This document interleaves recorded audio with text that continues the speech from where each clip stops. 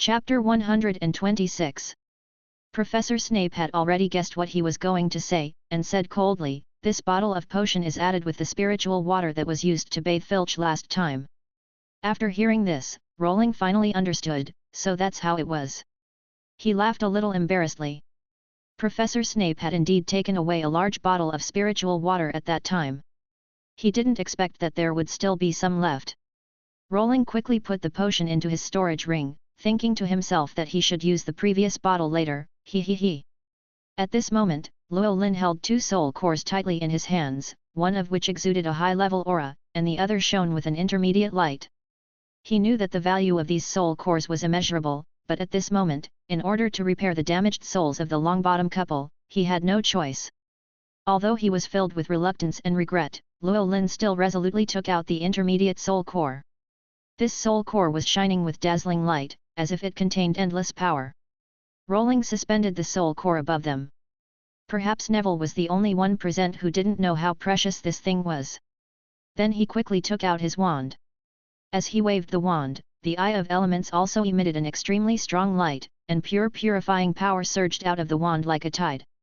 These purifying powers quickly enveloped the bodies of the Longbottom couple and began to dissolve the dark magic in their bodies.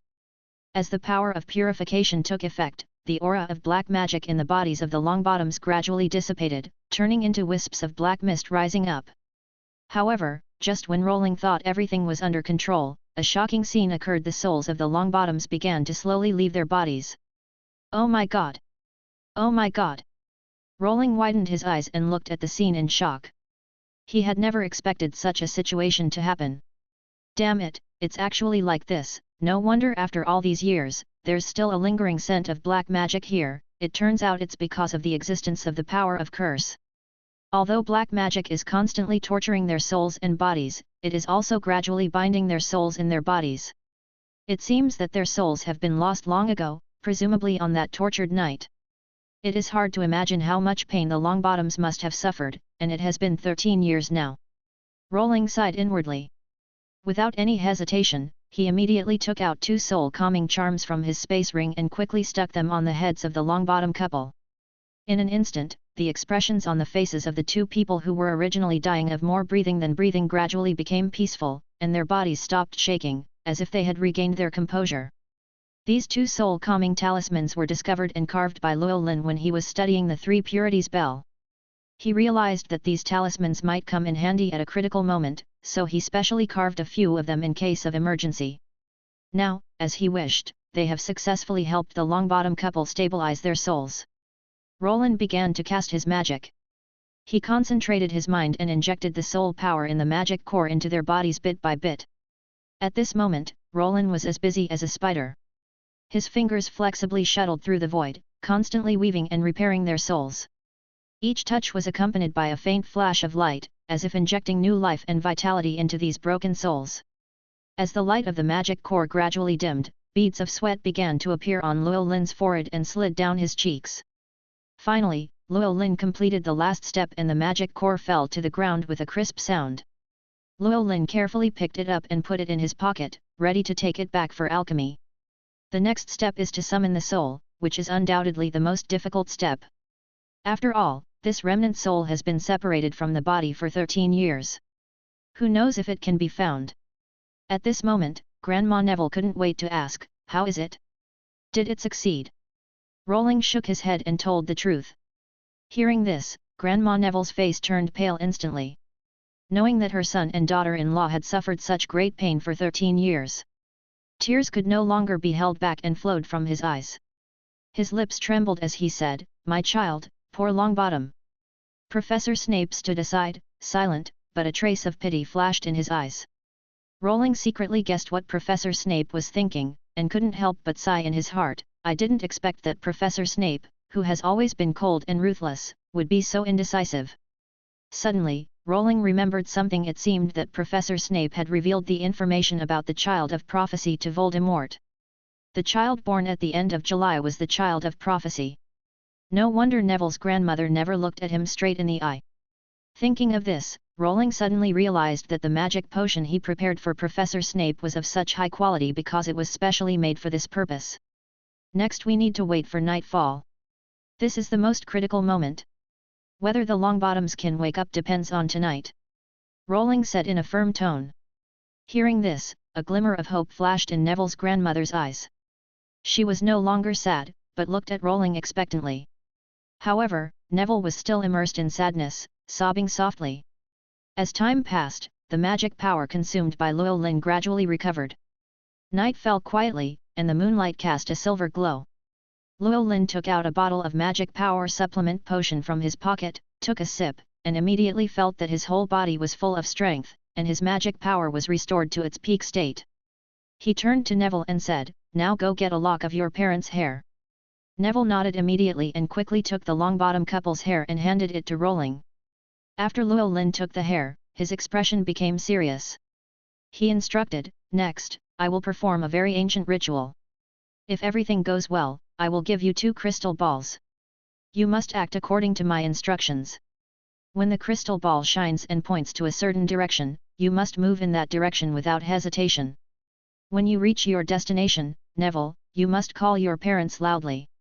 When the crystal ball emits blue light again, it means that their lost soul has been found. At this time, you should stick this talisman on the crystal ball and bring it back. Remember to stay calm and focused throughout the process, and don't be careless." Chapter 127. After listening to Rowling's words, Neville realized the importance of the matter. He nodded vigorously to show that he understood. Then Llewellyn took out the Sanking bell and shook it rhythmically in his hand. A strange atmosphere enveloped the place. Llewellyn quickly stepped on the Bulletin Gang, starting from the Sangsing Bulletin and finally stepped on the Yuhang star among the Big Dipper. Let the stars guide the lost soul. Now Llewellyn is very different from before. Although it is strenuous for him to perform the 3 stars steps with his water spirit body, it is not difficult. The most important thing is Yuhang star, one of the Big Dipper. As Llewellyn stepped forward, the Bagua Jugong formation appeared under his feet, emitting dazzling golden light. And the magic power in Llewellyn's body was also rapidly dissipating. At this time, Llewellyn gritted his teeth and took slow and firm steps.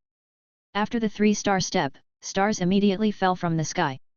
Llewellyn clasped his hands together and muttered something, guiding the starlight into the Bagua 9 Palace formation. The light of the formation became brighter and slowly rotated under his feet. Llewellyn's face gradually turned pale and beads of sweat rolled down his forehead. It was obvious that casting such a spell was extremely exhausting for him. "Open it for me!" Llewellyn shouted angrily, and the formation suddenly burst into a dazzling light. A golden ray shot out from the formation and rushed straight into the sky. Llewellyn's eyes were fixed on the ray of light. As time passed, Rowling's body trembled slightly. His magic power was almost exhausted, but he still persisted and refused to give up. As the magic circle was running, Llewellyn's tension eased a little, and he breathed a sigh of relief.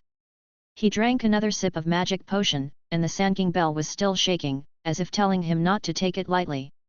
When the magic power gradually recovered to a certain level, the formation under Llewellyn's feet immediately changed, and he began to chant, "The remnant soul has nowhere to go, Baidu leads the way, quickly summon it." When Rowling chanted the spell in Chinese, even the doctors at St. Mungo's felt a chill down their spines. These spells were obscure and difficult to understand, but they carried a powerful pressure that made them feel terrified. After Llewellyn finished chanting the spell, the magic circle under his feet suddenly turned into the shape of the Big Dipper, exuding a mysterious and solemn atmosphere. Llewellyn stared at the magic circle closely, not daring to relax at all. Next, he needed to complete the most difficult step. At this moment, his veins were bulging, his face was flushed, and the blood in his body was boiling, as if his brain was about to explode. Time passed by minute, and Llewellyn finally raised his feet with difficulty. However, he still couldn't move. Llewellyn's soul seemed to tremble, and the patroness automatically emerged. A griffin shimmering in silver light and shrouded in golden light appeared out of thin air, its majestic figure was awe-inspiring. Llewellyn suddenly felt the pressure reduced. He took a deep breath and quickly took the last step. As he took this step, a mouthful of blood spurted out of his mouth. But it was not bright red blood, but a bright color like ruby, mixed with a hint of gold. This was Llewellyn's precious blood. Even the usually calm Snape couldn't help but worry about Rowling. Llewellyn was in a trance for a moment, his body swayed, and he almost fainted. He bit the tip of his tongue hard, and the sharp pain quickly brought him back to his senses. He raised one hand and pointed the sword at the Longbottom's hair. Suddenly, their hair burst into flames. The ashes turned into two black rays of light and merged into the crystal ball. With the infusion of this light, the crystal ball began to shine with a faint light. "Take it, Neville. Remember, you only have 4 hours. After 4 hours, the magic will lose its effect.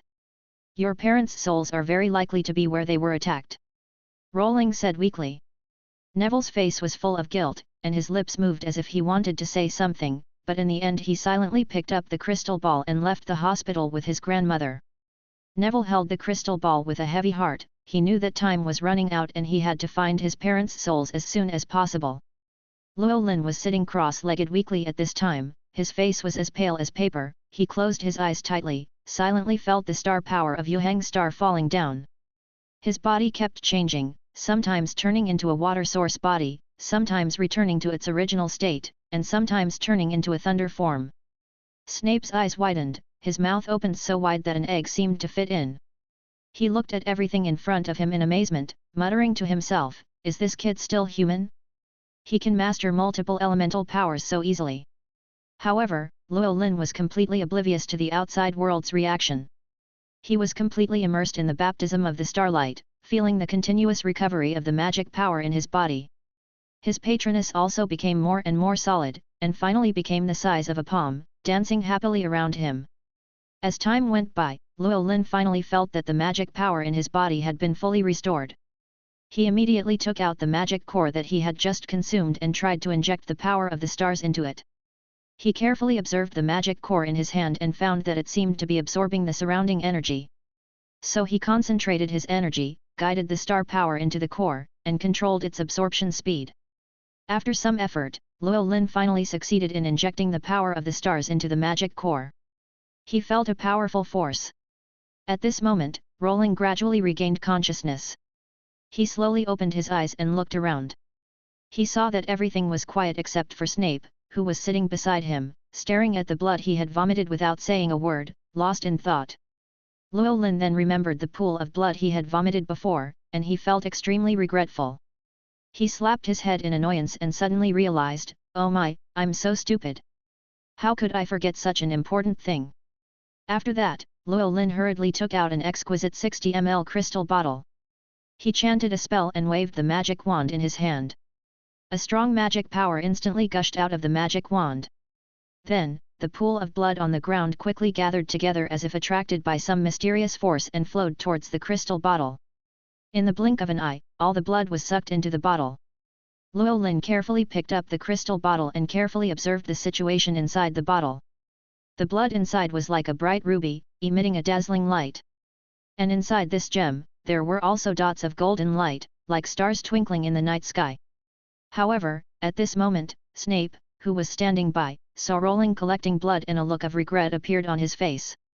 Llewellyn couldn't help but sigh and muttered to himself, "Oh, I really lost a lot this time. I don't know how much I need to eat to replenish this old blood. It's a pity that the Chinese sorcerers can't come to the British magic world, otherwise I could ask them to get some 1000-year-old ginseng and Ganoderma lucidum to replenish it." Just when Rowling was calculating the time again, Neville suddenly rushed into the room, his face full of joy. Seeing Neville's appearance, Rowling understood in his heart that he had successfully found the souls of the Longbottom couple. This made Rowling sigh that the obsession of the Longbottoms for their son Neville was truly extraordinary. If it weren't for this obsession supporting them, their souls would probably have dissipated long ago and returned to their origins. Llewellyn took the crystal ball from Neville. This time he no longer needed to step on the steps, but directly held the Sanking bell. He muttered something and began to chant the soul-returning spell, 3 parts of the soul, the 8 scenes are clear, I am calling you now, return to the spirit. Chapter 128. Being used. As Rowling chanted the spell, his magic power, like his words, pulled the soul in the crystal ball slowly into the bodies of the Longbottom couple. Soon, the Longbottom couple fell into a deep sleep. Rowling opened the Eye of Elements and observed carefully, and found that the spirits of the Longbottoms had stabilized. He nodded with satisfaction and said, "It's done. Now, Neville, your parents may need to sleep for a while to recover. They will wake up tomorrow, but they may become unusually sleepy and drowsy in the next few days. This is completely normal and there is no need to worry, because it is a self-protection mechanism from the soul. Today is the weekend, so you can stay here with peace of mind. Professor Snape and I must go back to school. After hearing this, Neville burst into tears, and his excitement was beyond words. He had been looking forward to this moment, and now, this wish was finally coming true. Neville's grandmother also had tears in her eyes, but she still said firmly, "Rowling, our Longbottom family doesn't have much to give back to you. However, I solemnly promise here that the 28 pure-blooded Longbottom family will always support you, and this oath will serve as an eternal witness." Just as Grandma Neville finished saying this, the air around her seemed to suddenly become heavy, and an invisible force was flowing in the air. A faint light emanated from Grandma Neville, and her eyes were firm and solemn, as if she was swearing an oath to some great being. This mysterious power spread rapidly like ripples, and was closely connected with Neville's grandmother, forming a wonderful connection. Neville's grandmother knew that the oath she had just made was not just an empty word, but an eternal promise. At this moment, Llewellyn also felt this power. As a demigod, the oath made in front of him would naturally be responded to and become a real promise. Llewellyn seemed to have opened a door to a new world, and a trace of excitement surged in his heart. If only Voldemort could swear an oath in front of him. He. Rowling speculated secretly, with a sly smile on his face. Rowling couldn't help laughing out loud. Ding! Detecting whether the follower has been granted divine favor. The sudden sound surprised Llewellyn, and he couldn't help asking, "Ah? What? What is a follower? What is divine favor?" The system explained, when a wizard or other creature expresses a firm intention to follow the host, it will trigger the intention of God's favor. As long as the host allows, they will become the host's God's favored one and provide the power of devout faith. The host can use this power of faith to grant divine power and blessings. When the host condenses the godhood to become a true God and creates the kingdom of God, he can even call back the dead gods to the kingdom of God. In addition, devout believers will also be led into the pure land of the kingdom of God after death. Hearing this, Llewellyn suddenly realized, so that's it. The power of faith can also be used to bless. I was so careless before. He took out the sphere condensed by the power of faith obtained on the freighter from the space ring. At this time, the power of faith in the sphere became more condensed, which meant that the crew members had not forgotten themselves. Since Llewellyn felt that faith was poisonous, he had never paid attention to it, but now he found a new use for faith. Rowling looked at Neville's grandmother with deep eyes, and the next moment, he was suspended in mid-air, with pure purifying light shining around his body. The ordinary Hogwarts robe also underwent a miraculous change at this moment, turning into a gorgeous moonlight robe, exuding a mysterious atmosphere. Then, a pair of huge and white wings spread out behind him. At the same time, all the cards that Llewellyn had conquered gathered together to form a circle, flashing a dazzling light behind him and spinning continuously. The phantoms of the water dragon and the thunder beast were looming, and an invisible pressure quietly spread, accompanied by the pure water element, making the entire space full of sacredness and solemnity. At this moment, there were only Neville's grandmother, Neville, and Snape in the ward. All three of them were frightened by the scene before them, as if their legs had lost strength and they almost collapsed to the ground. Llewellyn took a deep breath, and then said firmly, "System, I agree to grant Grandma Neville the divine favor. This ability of the host is not granted by the system, but by the host himself." As soon as he finished speaking, a mysterious and dazzling light separated from Rowling's body and enveloped Grandma Neville like a torrent. At this time, Grandma Neville was surprised to see this scene. Feeling this extraordinary power, her aging skin slowly regained its vitality. Her bent waist also became straight. "From now on, you will be my favored one," Llewellyn said softly. Grandma Neville looked at Rowling in surprise and stammered, You are a god." Her face was full of astonishment and awe. Rowling's expression became solemn, and he was secretly proud of himself. "It seems that I look more handsome now." Even Neville was scared. "I finally showed off my skills." Oh. Suddenly, Llewellyn's eyes became confused, as if he had entered a mysterious state. He began to solemnly declare, "I have the power of purification, I am the Lord of all waters. I hold the authority of thunder, the vitality of plants and trees, the master of fire, the follower of hurricanes and ice and snow. The fog curse cannot erode me, and all evil cannot approach me. I will be the only main god in the world, I am Roland Gandalf Gryffindor. As Llewellyn made his declaration, the cloud cards behind him gradually took shape, and the rich power of elements filled the entire room. Finally, when Llewellyn finished reading, a roar sounded between heaven and earth, as if responding to his declaration.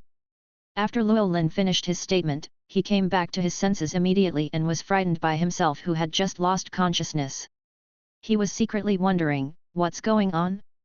Could it be that some kind of guidance from somewhere made me say these words involuntarily? Llewellyn frowned and fell into deep thought. System, what is going on? Am I being manipulated? Llewellyn asked anxiously. This system has not detected any interference from external forces. It seems that you were given an opportunity when you first arrived in this world.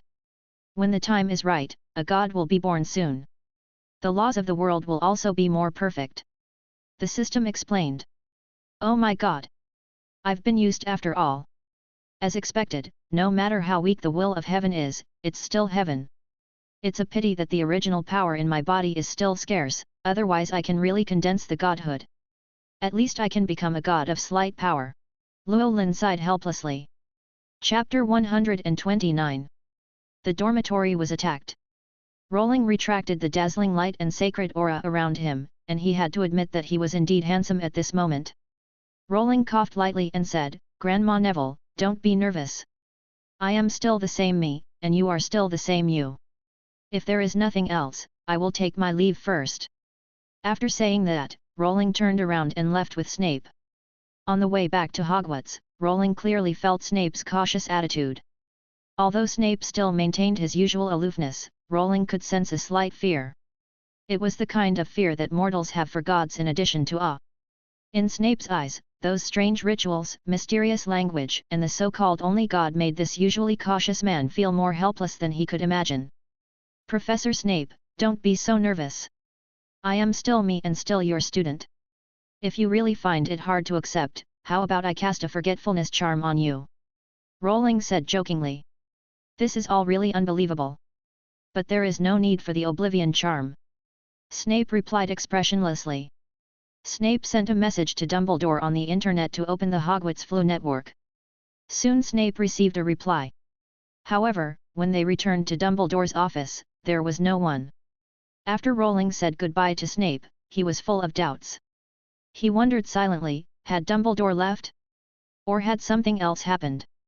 With doubts, he slowly walked towards his dormitory. When Rowling walked to the door of the Gryffindor dormitory, he found a group of young wizards gathered there, who seemed to be discussing something.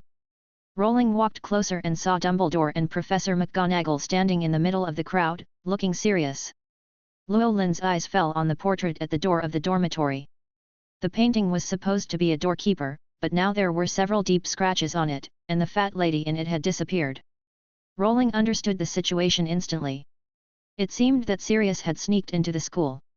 Looking at the noisy little wizards, Rowling decided to go to dinner first. After dinner, Rowling returned to the door of the Gryffindor dormitory.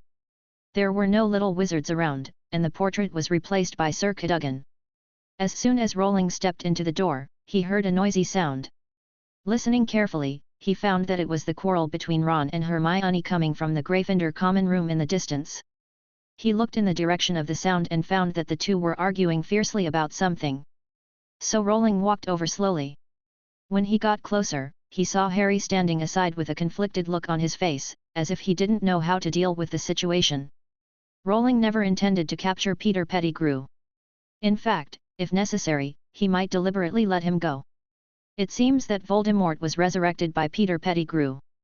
Only by resurrecting Voldemort can he destroy him, and thus complete his mission. Hermione, catch your cat. It's scratching my pet again. Look at Scabbers, how pitiful he looks now. Ron shouted angrily, his eyes wide open, pointing at Hermione's cat. Hermione frowned and tried to explain, oh, come on. Maybe they were just playing. Isn't it normal for cats to catch mice? She tried to defend her pet, but Ron didn't buy it. Seeing that Crookshanks was about to catch his mouse, Ron rushed forward and hugged Scabbers tightly in his arms. Then, he raised his foot without hesitation and kicked Crookshanks hard. However, although Hermione's cat looked chubby, it was very agile. It easily turned over and cleverly avoided Ron's attack. Poor Ron, however, kicked the box next to him because of excessive force, and cried out in pain. "Are you okay, Ron?" Harry came over and asked with concern. "It hurts so much. I think my leg may be broken." Ron groaned in pain with an exaggerated expression. "I don't think it's that serious," Rowling said as he walked into the common room. He took out his wand from his robes and chanted the spell, "Heal as before." A beam of light shot out from the tip of the wand and hit Ron's foot. Almost instantly, Ron stopped crying out in pain. He touched his leg and was surprised to find that it had completely returned to normal. Ron scratched his head and said to Rowling a little embarrassedly, "Thank you, Rowling. Actually, I just wanted to scare Hermione just now. It was because her cat chased Scabrous that I accidentally got hurt." At this time, Harry noticed Rowling's appearance and shouted excitedly, "Oh! Rowling, where have you been all day? We were so worried." Llewellyn smiled awkwardly and replied, "I have some personal matters to take care of." "Okay. By the way, Professor McGonagall told us to submit the parental consent form for going to Hogsmeade as soon as possible. It seems that we are the only two left. I told her that my uncle would not sign for me, and I hope Professor McGonagall can make some concessions. But Professor McGonagall rejected my request." "Rowling, what about you?" Harry Potter's tone was a little anxious, and he seemed to be worried that he would not be able to go to Hogsmeade Village. Hearing this news, Rowling shook his head helplessly. "Harry, have you forgotten? I am the same as you. I am the only one left at home. I was brought up by house elves since I was a child. I can't ask the house elves to sign for me." Rowling looked at Harry Potter and said. Harry Potter was embarrassed when he heard this. He slapped his head and said, "Oh, how could I have forgotten about this? Sorry, Rowling." He looked at Rowling apologetically, thinking that what he had said just now was a little inappropriate. "Good evening, Rowling. I have bad news for you. Hagrid's hippogriff Buckbeak has injured Draco. Now his father has filed a complaint against Buckbeak with the Wisengamot Court of the Ministry of Magic. You have such a good relationship with Draco, can you help persuade him to withdraw the lawsuit? Otherwise Buckbeak will definitely be killed." Hermione said anxiously. She has been busy helping Hagrid organize the counterclaim materials recently, and she knows very well what serious consequences magical creatures will face when attacking wizards. Especially those captive animals. Rowling showed a regretful expression. "Good evening. Draco's father is a very stubborn and paranoid person. I'm afraid there is nothing I can do. And Buckbeak did attack the wizard. This seems to be a foregone conclusion and there is no way to change it. However, if you can prove that it didn't hurt people for no reason, maybe it's possible to reduce some of the punishment." In fact, Rowling didn't want to get involved in this troublesome matter at all, so he let Hermione, the academic master, play by herself. Hermione was very disappointed when she heard Rowling's answer. She sighed and it seemed that she had to continue preparing the counterclaim materials. After saying that, Llewellyn said hello and went back to his dormitory. Chapter 130. The next weekend. Llewellyn took out the magic core that absorbed the power of the stars yesterday. Trying new alchemy research. Crystal has always been a very good alchemy material, not to mention the crystal that once contained magic power. This makes it a precious and mysterious material with unlimited potential. Llewellyn decided to conduct a bold experiment on this crystal, carving a composite array. This array is not an ordinary single array, but a fusion of multiple different types of arrays to achieve more powerful functions and effects. However, this task is not easy. Powerful materials need to be matched with powerful magic power, and powerful array runes must be superimposed. If the material is the body, then the array pattern is as important as the soul. Only through precise depiction and ingenious design can the array pattern and material be perfectly combined to exert the greatest effect. As time went by, sweat gradually seeped out of Llewellyn's forehead, and he concentrated on carving every pattern. The complexity of the compound formation was far beyond his imagination, and every detail needed to be carefully handled. If he was not careful, all his efforts would be wasted. Under Xiao Kei's guidance, Llewellyn constantly adjusted his techniques and rune direction, trying to find the best balance. After some effort, the formation finally began to take shape. Suddenly, a dazzling light flashed on the crystal, and the formation was successfully activated. Luo Lin was very excited. He felt the ancient array patterns in the formation, as if he had touched the ancient wisdom and power. These array patterns danced on the surface of the crystal like living things, emitting a heart-pounding breath. Luo Lin took a deep breath, slowly closed his eyes, and immersed himself in the joy of the moment. He knew that the success of this experiment meant that he had taken an important step in the field of alchemy and opened up more possibilities for future development. A sense of accomplishment arose spontaneously. Luo Lin cast the Patroness spell and slowly injected it into the crystal. As Luo Lin's magic continued to flow in, the crystal gradually floated up and began to emit a faint light. When Luo Lin felt that the crystal had reached its limit, he stopped injecting magic power. At this moment, a silver griffin pattern emerged inside the crystal, vivid and lifelike. Luo Lin carefully took the crystal and carefully felt the strength of the magic contained in it. After some testing, he was pleasantly surprised to find that the magic contained in this crystal was not only equivalent to the power of the 7th level of the Patroness spell when he cast it with all his strength, but also a little bit of the power of the stars. This result made Luo Lin very satisfied. After all, it was quite rare to achieve such a level. In the magic world, being able to engrave the Patroness charm on an alchemical tool was unprecedented. An engraving on pure energy crystal seems to be very powerful. Rolling couldn't help but feel proud of his innovation, and secretly sighed in his heart, "I am such a genius." Alas, the Muggle world has the Nobel Prize to honor outstanding people, and the Order of Merlin in the Wizarding world is still too one-sided. Shouldn't there be an award named after me? He he he. At this moment, there was a slight vibration from the crystal ball in Rolling's hand, and Dumbledore's head was displayed on it, accompanied by a message, "Please come to my office immediately." Rolling looked at the crystal ball, frowned slightly, and muttered to himself, "What does old Bidden want to do now?" However, despite being a little dissatisfied, Rolling decided to obey Dumbledore's request. After all, he still had some awe of the headmaster. Rolling stood up and left the classroom, heading towards Dumbledore's office. Along the way, he kept wondering why Dumbledore was looking for him. Did Snape report what happened yesterday to Dumbledore?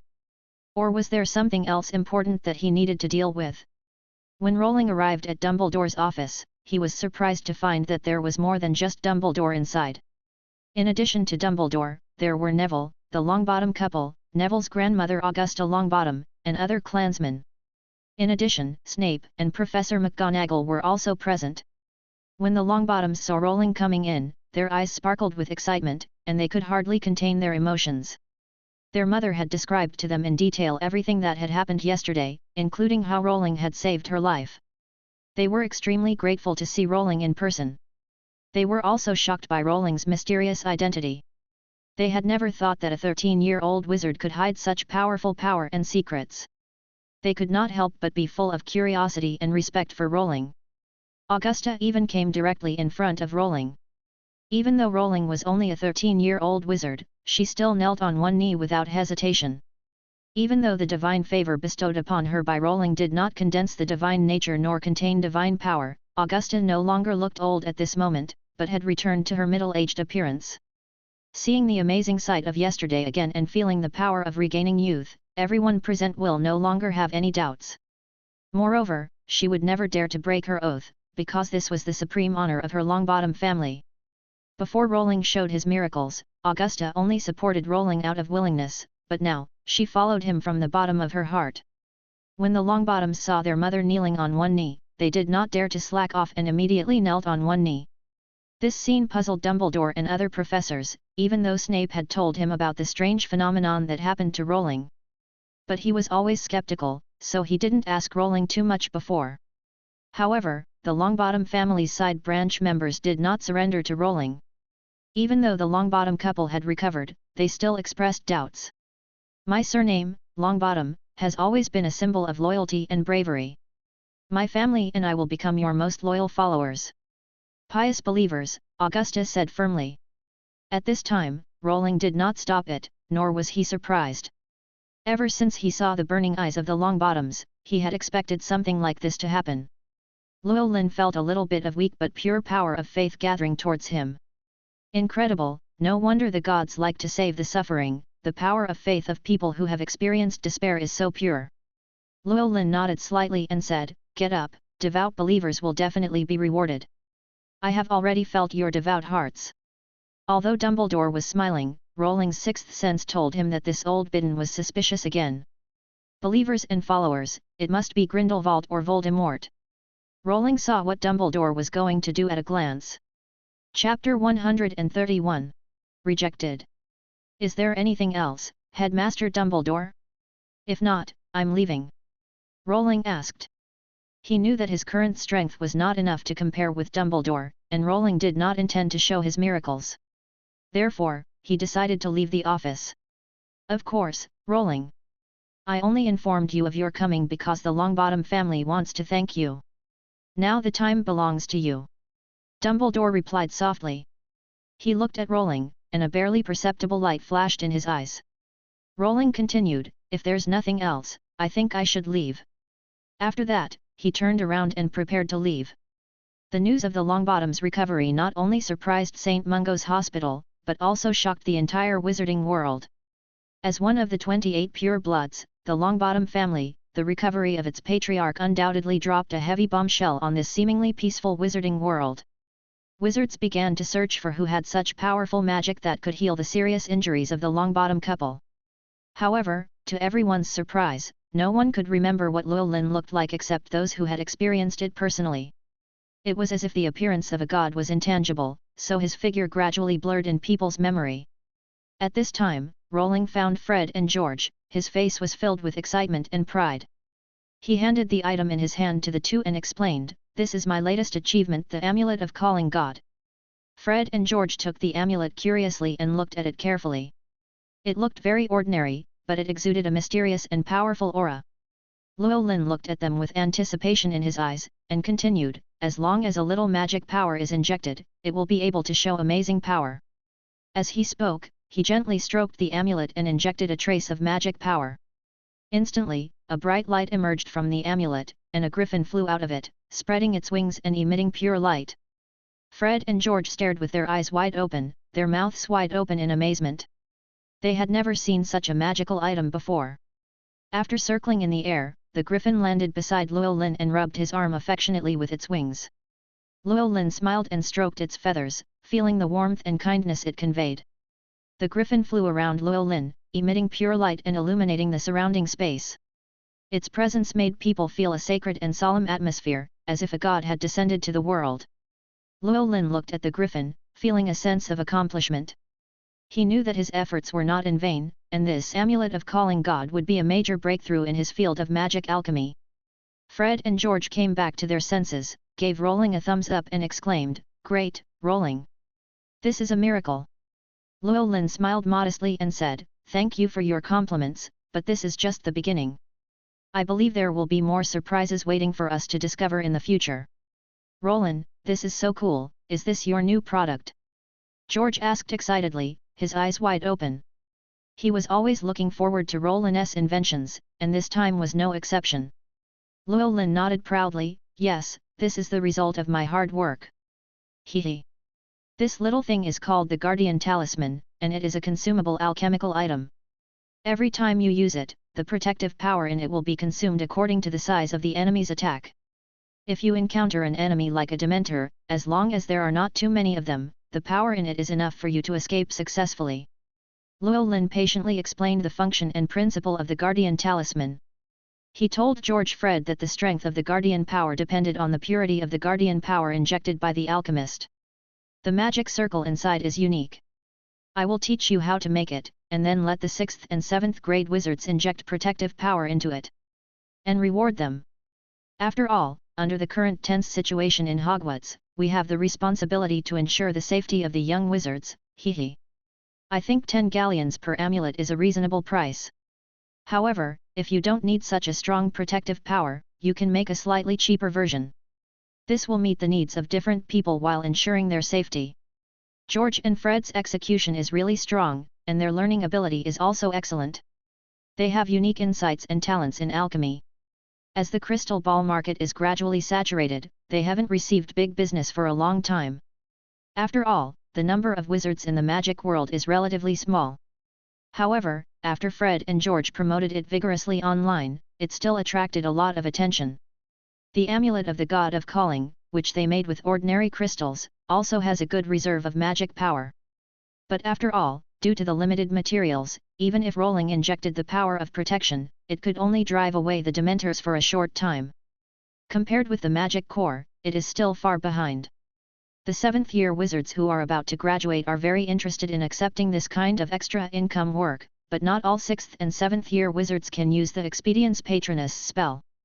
But this also stimulated their enthusiasm for learning. Although they can only inject a few protective powers every day, they can get 1/10 of the reward for each successful amulet of invocation, which is a considerable income. Of course, it is not easy to learn this spell. It requires a pure soul, a kind quality, and sufficient magic reserves. Just one of these has a relatively high threshold, anyway, not many Slytherin wizards know it. Between nobility and profit, Slytherin wizards seem to choose to do whatever it takes, which leads to a big problem with their character. Under the oppressive surveillance of the Dementors every day, the young wizards at Hogwarts have a very high desire to buy the amulet of the Exalted Spirit. However, it is not easy to carve such a complex composite array pattern, especially since they do not have enough time to make it. George Fred can only make it after class or during breaks. This leads to a complete shortage of the amulet of the Exalted Spirit. But Llewellyn didn't care about it at all, as if in his eyes, the sense of achievement and the recognition of his invention were far more important than money. As the saying goes, a little bit of rice is a favor, a big bit of rice is a grudge. Llewellyn was not a fool, and the so-called free gift was simply nonsense. That day, Rowling stood at the gate of the castle, with Harry standing beside him, looking aggrieved. Just now, Professor McGonagall led the 3rd-year wizards to Hogsmeade Village. Rowling and Harry were the only ones left. Harry had wanted to ask Professor McGonagall for an autograph, but was ruthlessly rejected. At this moment, Harry was in a very low mood. However, Rowling did not pay much attention to Hogsmeade Village. In his opinion, it was just a slightly larger marketplace. Chapter 132. Divination. Okay, Harry, don't be sad, let's go back. There will definitely be opportunities in the future. By the way, you are going to participate in the Quidditch game soon, how are your preparations going? Seeing Harry's dejected look, Rowling tried to comfort him and deliberately changed the subject. It's okay. Harry still answered dejectedly, his voice full of loss and helplessness, as if he was a little animal abandoned by his owner, which made people feel pity for him. At this moment, Rowling and Harry walked slowly towards the castle, and behind them, a burst of crisp laughter suddenly came. Then, the Weasley twins Fred and George jumped out from the side with malicious smiles on their faces. Oh, what's wrong? Harry, you don't look very happy. George asked jokingly with a mean look on his face. His cunning eyes made people want to beat him up. Hearing this, Harry's face turned gloomy, and he shouted angrily, "Don't bother me, George, Fred." As he spoke, he glared at them fiercely, as if he was very dissatisfied with their appearance. Then, Harry continued angrily, "If you don't allow me to go to Hogsmeade, I'll go by myself." After saying that, he quickly took out his invisibility cloak and put it on, ready to leave. Rowling watched everything that happened, thinking to himself, what's wrong with this kid? Is he having his period, or is he in his rebellious phase? Why does his temper change so suddenly? But Harry was so well prepared, he should have planned to sneak out long ago. What a brave Gryffindor! Seeing Harry's firm attitude, Fred laughed and teased, "Haha, Harry, what's fun in Hogsmeade? Come and play with the big brothers," and took out a piece of parchment and handed it to Harry. Harry stopped and took the parchment, but it was blank. "What on earth do you want to do? What kind of crap is this?" Harry said angrily, his face getting redder. "You actually said this is a piece of junk?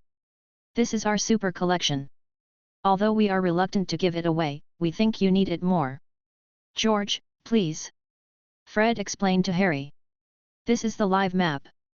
Llewellyn thought to himself.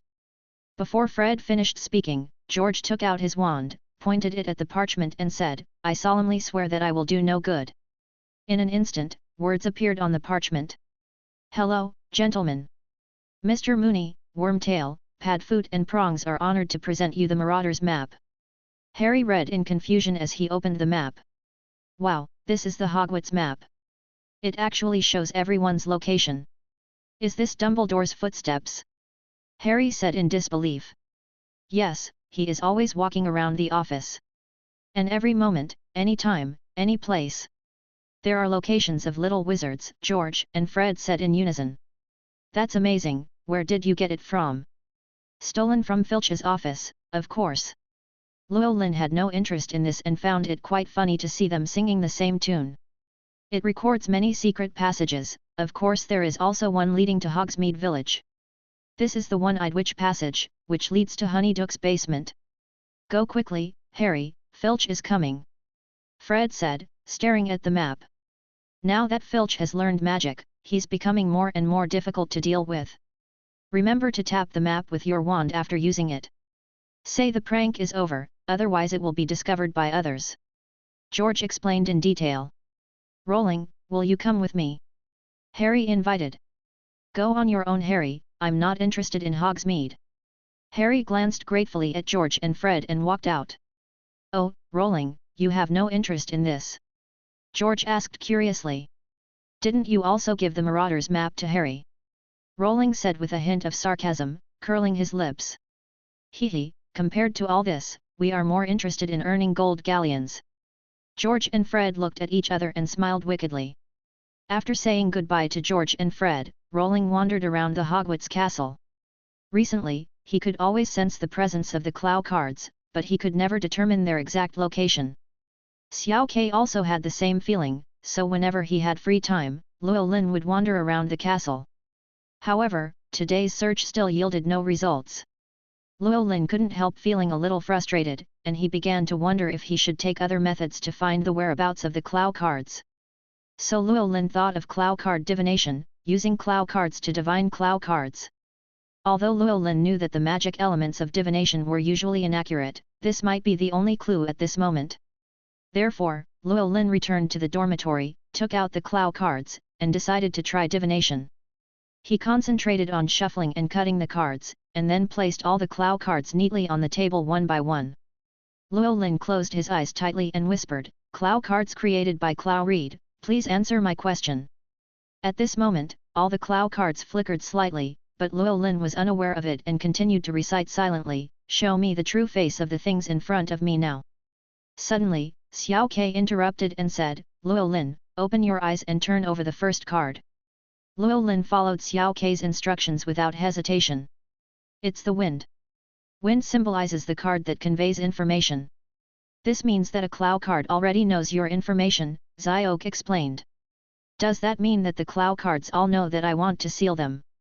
Rowling asked anxiously. If nothing goes wrong, we know everything except some cards that have not yet awakened or transformed. Xiao Ke answered affirmatively. That means they are deliberately avoiding me. Llewellyn frowned. Was it someone doing this on purpose or something else? This inevitably reminded Llewellyn of the voice in his mind when he subdued the reservoir card. Is it not an illusion? Could it be that Elio has appeared? Llewellyn thought to himself. I originally thought that I could find the whereabouts of the Clow cards through them, but now I find that things are far from that simple. Llewellyn decided to try again, hoping to get more information from the Clow cards.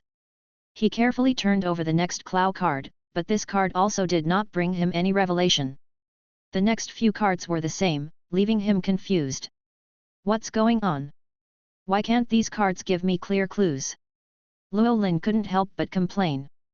Xiao Ke scratched his head, thought for a moment and said, it's possible that they are full of uncertainty about divination magic items. Chapter 133. Why should I pay back what I borrowed? Llewellyn looked at the Clow cards in his hand, with a hint of disappointment in his eyes.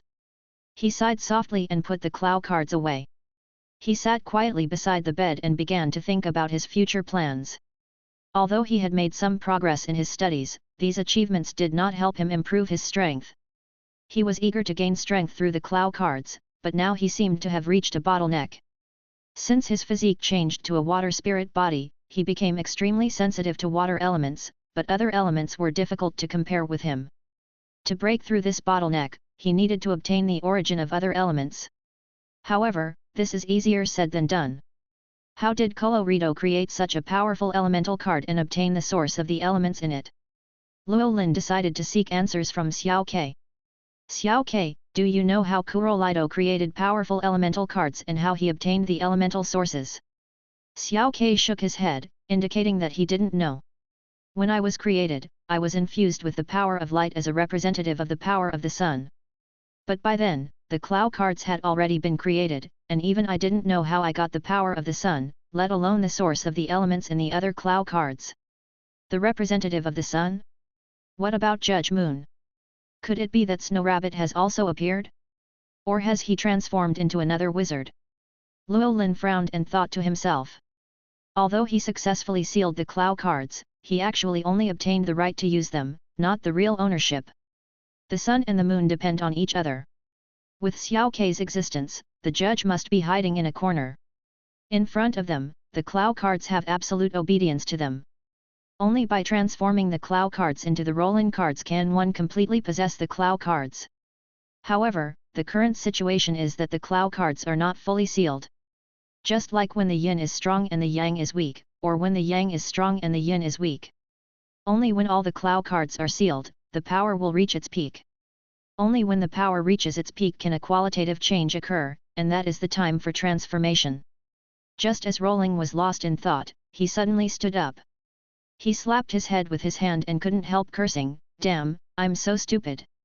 Why didn't I go to Hogsmeade? I even signed in at Diagon Alley. Hogsmeade must be fine. I forgot to sign in when I went to Tianxi Mansion in China before. I'm so stupid."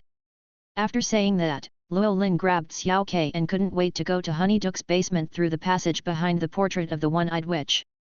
After a long tunnel, Luo Lin finally arrived at Honeyduck's candy store. Since he was going out privately this time, in order to avoid being discovered by other little wizards, Rolling immediately put on the Shadow Clow card and hid himself. After coming out of the basement and entering the candy store, Luo Lin was still surprised. The store was filled with all kinds of candies, including common chocolates, lollipops, and some strange candies, such as color-changing candy beans, bubble gum that can make people float in the air, and huge candy blocks. These candies are not only of various shapes and colorful, but also emit an enticing aroma that permeates the entire store, making you feel as if you are in a dreamy candy world. The air is filled with a sweet smell. This sweet scent seems to have a magical power that can stimulate people's taste buds and emotions and make people feel extremely happy. At this moment, Xiao Ke couldn't restrain himself and rushed over. Fortunately, Rolling was quick-witted, otherwise Xiao Ke was exposed, which was equivalent to telling other little wizards that he was nearby. Now there is almost no little wizard in Hogwarts who doesn't know that Rolling has a flying squirrel, and they are inseparable. Luo Lin quickly walked out of Honeyduck's candy store. "Okay, Xiaoke, there are too many little wizards in there now. Let's buy some when the little wizards are about to leave." Xiaoke agreed with regret. "System sign in." Luo Lin muttered to himself. Ding, it is detected that the host has arrived at Hogsmeade for the first time. This system has specially borrowed the dust song pot from Tevat Road for the host. There is a paradise inside. After hearing this news, Luo Lin muttered to himself, borrowed dust song pot? Can the system also borrow the heart of God? What kind of system is this? Why is it either borrowing or stealing? The Akan gem must have been picked up. But the blessed land of the dust song pot is really fragrant. By the way, do I have to return this borrowed thing? I dare not ask. Alas! However, what Luo Lin didn't know was that the system could actually hear his thoughts. It suddenly responded, "Host, have you ever thought that maybe I can hear your thoughts? As for the heart of God, if they don't lend it to me, what can I do? Why should I return it if I borrowed it with my own ability?" Rolling suddenly felt a little embarrassed and quickly changed the subject. "Hey, what is that?" At this time, he noticed some footsteps appeared out of thin air on the ground in front of the butter bar, and he couldn't help but feel puzzled. Could it be Harry in the invisibility cloak? Rolling guessed. At the same time, he also realized that when he was hidden, footsteps would appear out of thin air on the ground. Rolling immediately flew into the sky and followed Harry closely. Harry walked faster and faster, and soon left Hogsmeade Village, sitting on a huge tree root. He kept crying. When Rolling heard the crying, he immediately confirmed that it was Harry Potter. He couldn't help but wonder what happened. Rolling descended from the sky, unhiding the shadow, taking off Harry's invisibility cloak, and quietly asked, "What's wrong, Harry?" Harry Potter was shaking all over, tears rolling down like beads from a broken string. He raised his head and looked at Rowling, who suddenly appeared with his red and swollen eyes, choking and unable to speak, feeling even more wronged. Rowling looked at Harry awkwardly, patted his shoulder gently, and comforted him, "Don't be sad, Harry. You can tell me anything." He was their friend, but he betrayed them. He was their friend. Harry's voice went from low to passionate and then to a roar. His emotions gradually got out of control, with endless rage flashing in his eyes. Rowling looked at Harry quietly. He seemed to have guessed what had happened. He knew that Harry must have heard the conversation between Professor McGonagall and Fudge, so he was so excited. Harry continued to vent his emotions. "I hope Black can find me earlier. As soon as I see him, I will fight him to the death. I must kill him." He clenched his fists, as if he wanted to pour all his resentment into them. "Lorraine, did you know that Blake is my godfather? Why didn't you tell me?" Chapter 134. The Confusing Truth. Harry murmured to himself, "My parents trusted him so much. But he..." Tears gradually blurred his eyes, and his voice became lower and lower. "Oh, okay." Rowling sighed helplessly and said, "Harry, I have to admit that I do know something about this issue. But you should also understand, remember? When you were in the 2nd grade, you were locked up by your uncle. At that time, I suddenly appeared in front of you and told you that it was the guidance of the stars that brought me here. Now, I also want to tell you. My prediction, the stars are guiding you in the right direction, but the fog in front of you is blocking your eyes. Your ears are telling you the truth that everyone is telling you. But only a lonely figure bears everything. So, Harry, the fog in front of you can only be dispelled by yourself." After that, Rowling continued to talk nonsense, and at the same time said to Harry in a comforting tone, "Harry, I hope you can understand what I said. Maybe you can try to trust your parents. They must have their own considerations and reasons, but we can't fully understand them for the time being." At this time, Harry's eyes were wet and tears were rolling around. He looked at Rowling in confusion, as if looking for an answer. "So, that means the things I heard were not true? But that's what Professor McGonagall said." Harry muttered to himself, trying to understand Rowling's words. Llewellyn nodded in affirmation. "Yes, sometimes what we hear is not necessarily the whole truth. We need to think, make bold guesses and verify carefully. Just like all the adventures you've taken before, the seemingly impossible has finally become a reality. Maybe this time too, as long as you keep believing, you will find the answer." Harry was silent for a moment, then took a deep breath. "Thank you, Rowling. Although I still don't quite understand, I will try my best to understand." Rowling raised his lips, revealing a friendly smile, and patted Harry's shoulder gently. "You're welcome, Harry. Remember, no matter what difficulties you encounter, you are not fighting alone." However, deep in his heart, he couldn't help but sigh, educating children is really tiring. Then, Rowling cleverly changed the subject and asked with concern, "Okay, Harry, let's not think about this for now. How is your recent magic practice going? Have you learned the Patronus charm from Professor Lupin?" He stared at Harry, expecting a satisfactory answer. Harry shook his head slowly, looking a little frustrated. Rowling frowned and asked, "What's wrong? Didn't you learn it?"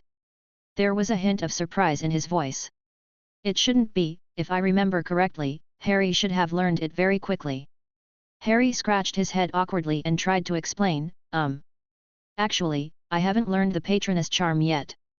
I'm going to participate in a Quidditch match soon, and I've been training hard, so I don't have time to see Professor Lupin." Hearing this, Rowling muttered to himself, "Oh, it seems that Harry really doesn't know the urgency of time." He shook his head helplessly. As Rowling spoke, he took out the amulet of calling God that exuded mysterious light and contained the power of the stars from his pocket, handed it to Harry, and said solemnly, "Here you go, Harry. I think you may need it. This thing can not only protect you, but also help you better understand the power of the Patronus charm. I hope you can make good use of it." Harry took the amulet of invocation and felt a warm energy coming over him. He stared at the amulet in his hand with gratitude in his eyes. "Thank you, Rowling. I will cherish it," Harry said firmly. Llewellyn nodded. I hope it can protect you at the critical moment. But don't forget to practice the Patronus charm as soon as possible. It will be of great help to you. Harry put away the amulet of exorcism and decided to find Professor Lupin to learn as soon as possible after the game. Harry, let's go back, haven't you seen Ron and Hermione? Harry was suddenly annoyed when he heard this and said, it's over. The butter bar doesn't allow minors to enter, so I put on an invisibility cloak and sneaked in by myself. I just heard Professor McGonagall's conversation. I think they are still waiting for me at the door of the butter bar.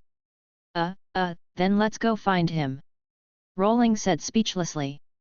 Harry calmed down, and although his eyes were still a little red, he was no longer sad.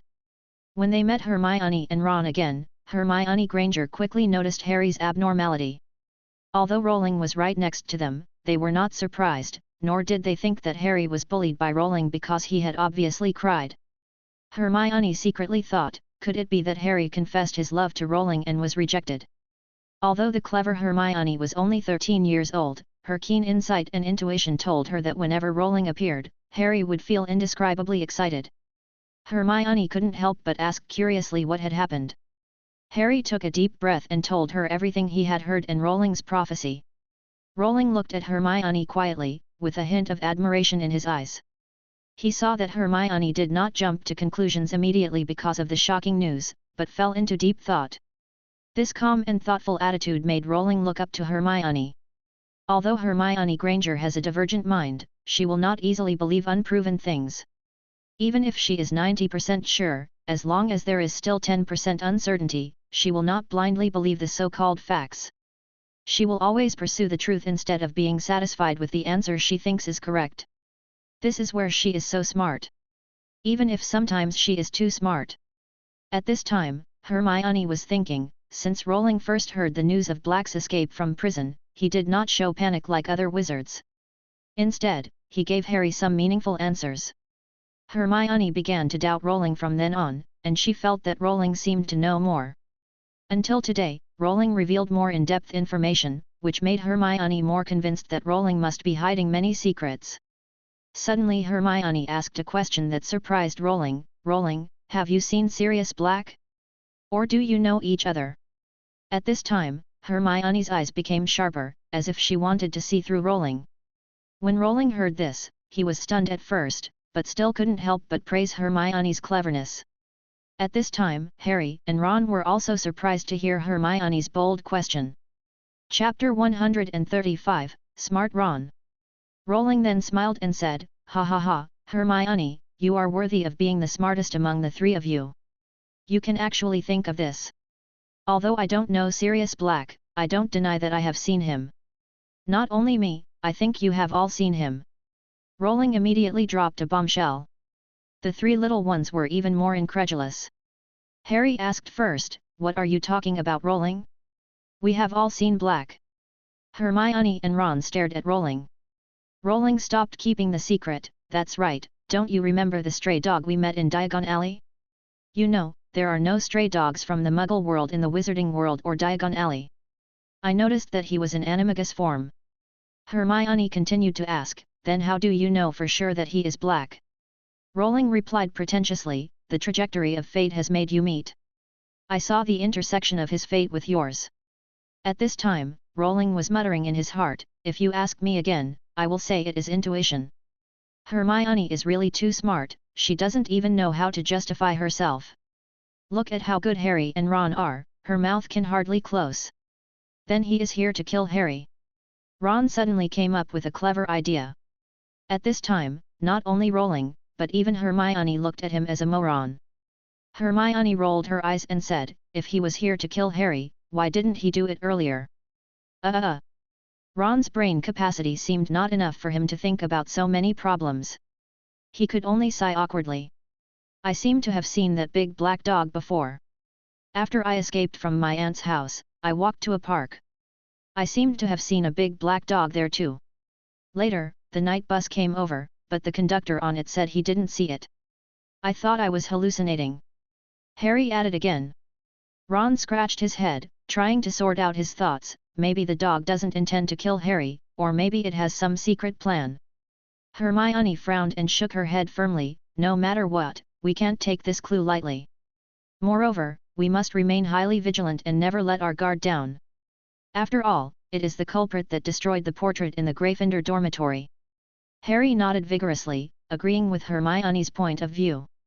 They unanimously decided to always pay attention to the movements around them from now on and carefully look for the traces of the big black dog. Their conversation did not attract the attention of others. At this moment, the young wizards of Hogwarts had returned to the castle one after another. As the sky gradually darkened, the four of them no longer delayed.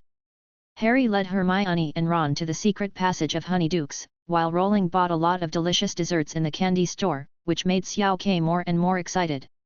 After entering the secret passage, they followed the winding path and finally arrived in front of the witch's portrait. As the portrait turned, they returned to Hogwarts Castle. After returning to the dormitory, Llewellyn couldn't wait to study the new system reward the Dust Song teapot. It was a large teapot that looked ordinary but was the size of a football. There were many rhythmic and elegant patterns painted on the teapot, which made people feel its extraordinariness at a glance. When Llewellyn opened the lid of the kettle, a strong suction force instantly sucked him in. In the blink of an eye, he was in a vast landscape of mountains and rivers suspended in the air. The mountain streams flowed down like white silk, and the green grass was beautiful. There are pavilions and towers that are cleverly integrated with the landscape, presenting a unique Chinese style. However, the only drawback is that there are no birds or animals here, making it extremely quiet. In addition, there is no night in the world of the pot, only eternal daylight. Llewellyn felt the mysterious and profound aura around him, which surrounded him tightly and gave him a wonderful sense of belonging. He realized that this aura came from the Chen-Ge pot itself, and it seemed to be recognizing its master on its own. At this moment, Llewellyn seemed to be able to change the landscape with the power of a thought. Suddenly, Llewellyn received a message in his mind: this is the space of the Sumuru mustard seed. The area is not large, but it is also the size of a county town. Llewellyn was overjoyed and decided to explore this magical cave. He began to use his mind to try to change the shape of the mountains and rivers. In an instant, the mountains and rivers in front of him began to change. The originally steep peaks became gentle, and the streams in the mountains also changed their course, forming a new landscape.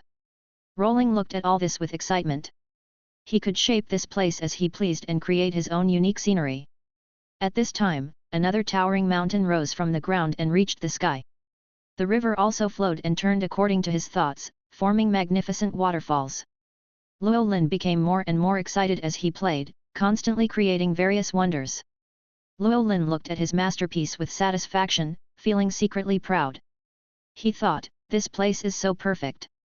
I must catch some birds and animals to make it more lively and interesting. Thinking of this, Llewellyn decided to go check out the situation outside first, and left the cave with a thought. When he returned to the real world again, he found that the time outside was exactly the same as the time in the pot, without any difference. In the following time, Llewellyn frequently went in and out of the pot, and constantly brought various animals in. Not only did he bring back birds, but also beasts. These animals seemed to have adapted to this new environment. They lived freely in the pot, giving it a different kind of vitality. Llewellyn sometimes plays with these animals, feeling the beauty of nature. Sometimes he sits quietly by the lake, admiring the beautiful scenery and feeling the inner peace. In this process, Llewellyn's state of mind has also changed a lot, becoming more calm and open-minded. Rowling was busy sorting out the things in the Dust Song pot, while on the other side, Harry's Quidditch match had already begun. Although the sky was full of Dementors, they did not affect the enthusiasm of the little wizards for Quidditch.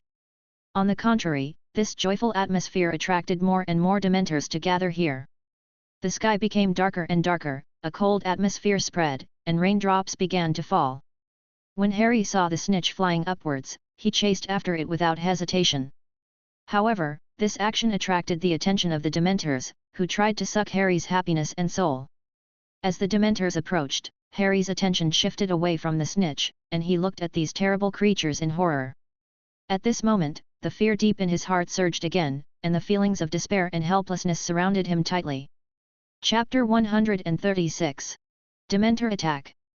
At this moment, the amulet of Calling God hanging around Harry's neck suddenly shone brightly, as dazzling as the brightest star in the night sky. Then, a huge griffin, emitting silver-white light and twinkling with starlight, appeared out of thin air in the air. It spread its broad and strong wings, and rushed towards the creepy Dementors around with unparalleled majesty and power. Accompanied by sharp and piercing screams, the Dementors were terrified and fled in all directions. Hundreds of Dementors in the sky, those at close range were instantly purified and destroyed, while those far away fled the scene in a panic, as if they were escaping a terrible disaster. At the same time, the light of the amulet of invocation gradually dimmed and returned to calm. However, the little wizards in the stands witnessed this amazing scene and were dumbfounded and astonished. Similarly, George and Fred soon learned that Rowling had given Harry an exposure talisman and took the opportunity to spread the word on the internet, the item favored by the savior Harry Potter, the Excelsior talisman. The news quickly spread throughout Hogwarts. Therefore, when the young wizards saw the huge griffin, they immediately knew that this was Rowling's patroness. Except for the freshmen who might not know much about the situation, the students in other grades still remembered that Rowling had displayed his patroness in the Quidditch match in the first grade. Although not many people knew about this at the time, there were still some young wizards nearby who witnessed Rowling's guardian beast. These little wizards spread the news by word of mouth, and other little wizards gradually learned about this amazing fact. However, Rowling was not on the Quidditch field at the moment. This meant that the mysterious and powerful power came from Rowling's amulet of expectation. This amazing discovery made them determined to buy one, even if they had to pay a higher price. Not only students, but also professors have shown great interest in the alchemical tools introduced by Llewellyn. They have studied this magical item and tried to uncover its secrets. Professor Snape used his extraordinary wisdom to try to copy the internal array pattern, but unfortunately, when the magic power was injected, the experiment still exploded. The depiction of the magic array is not a simple copy and paste. The trend, combination, and superposition of its patterns are all crucial factors. However, in addition to Professor Snape, Headmaster Dumbledore successfully carved a simple array. Although the power of this array is relatively small, it still proves Dumbledore's strong talent in alchemy. When the Dementors were repelled, the remaining weak protective power of the Amulet of Expectation also took effect, and Harry's consciousness began to gradually recover. He sat shakily on the flying broom, trying to keep his balance, but his eyes were still a little blurry. At this moment, the golden snitch had long disappeared, and Harry could only look around helplessly. At this moment, he looked towards the stadium, but was surprised to find a big black dog mixed in the crowd, staring at him intently. This must be Sirius, who he had fed in Diagon Alley. Harry's blood boiled in his heart, and he immediately decided to rush down to question Black. However, just as he was about to act, a dazzling flash of lightning suddenly flashed across the sky, followed by a loud bang. A huge bolt of lightning fell from the sky and hit Harry directly. He instantly lost control and fell straight down from the sky, with the broom in his hand shattered into pieces. Dumbledore witnessed all this and his face changed. He quickly stopped the game and raised one hand high to cast a wandless magic. A powerful force held Harry firmly and prevented him from falling further. Despite this, Harry still fell into a coma, and his body was limply suspended in the air. In the infirmary, Harry slowly opened his eyes and looked around, trying to figure out where he was. His eyes were confused and weak, but he gradually regained some consciousness. At this time, Ron keenly noticed that Harry had woken up, and he almost jumped up with excitement. Harry is awake. Great! As Ron cheered, Madame Pomfrey, Hermione, Colin and other young wizards quickly rushed to the bedside. They looked at Harry with concern and joy on their faces. Madame Pomfrey hurriedly checked Harry's physical condition to confirm whether he had fully recovered. Hermione whispered to Harry and said that he had passed the critical period. However, Harry's attention was attracted by another person. Rowling. He heard about Harry's fall from the flying broom, so he came to the infirmary early. When Harry saw Rowling, a trace of grievance flashed in his eyes. He held the amulet of exorcism tightly in his hand and handed it to Rowling carefully. "I'm sorry, Rowling, this is cracked." Harry's voice was filled with guilt, as if he felt that he had failed to protect this precious item well. Llewellyn took the magic core and observed it carefully, and found that the protective power inside had been exhausted. The star power that was originally injected into it also caused the magic core to rupture due to the sudden burst of energy and dissipated in the air. Rowling patted Harry's shoulder gently, smiled and said, "It's okay, Harry. It has completed its mission. Don't worry, Harry. I'll have Fred and George send you another one when the time comes." Ron confidently comforted Harry. And Dumbledore has already gone to the Ministry of Magic to negotiate with those people. This is not a simple Dementor injury incident. They will definitely give you an explanation. Harry felt a little relieved to hear that Dumbledore had gone to the Ministry of Magic to deal with the matter. He knew that the headmaster would definitely seek justice for him. At this time, Madame Pomfrey brought a bottle of vitality recovery potion to Harry and said gently, "Come, little wizard, drink it, and then you can go back and have a good rest." Harry reached out his hand, took the bottle of potion, and drank it without hesitation. He immediately felt a warm current flowing from his throat into his body, as if he had been injected with new vitality. Almost instantly, he felt that his mental state had improved a lot, and he was no longer as exhausted as before. "Thank you, Madame Pomfrey." Harry thanked her sincerely. Then, he jumped off the bed impatiently, his steps becoming light. Seeing that Harry had recovered a lot, the surrounding young wizards came over to say goodbye to him. At this time, only Ron, Hermione, and Rowling were left in the ward. Chapter 137. A shrill cry. "Thank you," Harry said gratefully. However, his eyes flashed with a hint of nervousness, and then he carefully lowered his voice and continued, "I saw the big dog at the Quidditch match today. It was staring at me the whole time." Ron and Hermione were surprised when they heard the news, while Rowling thought to himself, "It seems that Sirius is nearby, most likely hiding under the Whomping Willow. Harry, let's go back." At midnight, everything was silent, and the moonlight was pouring down on the earth. Rowling was immersed in a sweet dream. However, at this moment, a shrill cry broke through the night sky and spread throughout the Gryffindor dormitory. The sound was so sharp and piercing that it seemed to penetrate the soul and make people shudder. Llewellyn opened his eyes suddenly and jumped up from the bed. His heartbeat accelerated rapidly and beads of sweat appeared on his forehead. Was this a ghost howling or something serious? The other young wizards were also awakened, rubbing their sleepy eyes and walking out of their dormitories one after another to see what had happened. Everyone had a look of fear and confusion on their faces, not knowing what the scream meant. At this time, Hogwarts is still shrouded in the shadow of the Dementors' attack, and everyone is in a panic. In addition, Sirius Black, the legendary loyal servant of Voldemort, has sneaked into the school and has been lurking in the dark, waiting for an opportunity to act. Such miserable cries made the Gryffindor little wizards panic. They were worried that one of the little wizards had been attacked. Rowling quickly put on his clothes and rushed out of the dormitory. He knew clearly in his heart that it was Ron Weasley's voice. When Rowling arrived at Harry's dormitory, it was already crowded with young wizards, all talking and looking nervous. Professor McGonagall also rushed over like a gust of wind, her face full of worry and seriousness. Ron was curled up in the corner of the bed, his face was as pale as paper, and he was shaking all over. His eyes were full of fear, his lips were trembling and he couldn't speak. Obviously, he had experienced a terrible nightmare and was extremely frightened.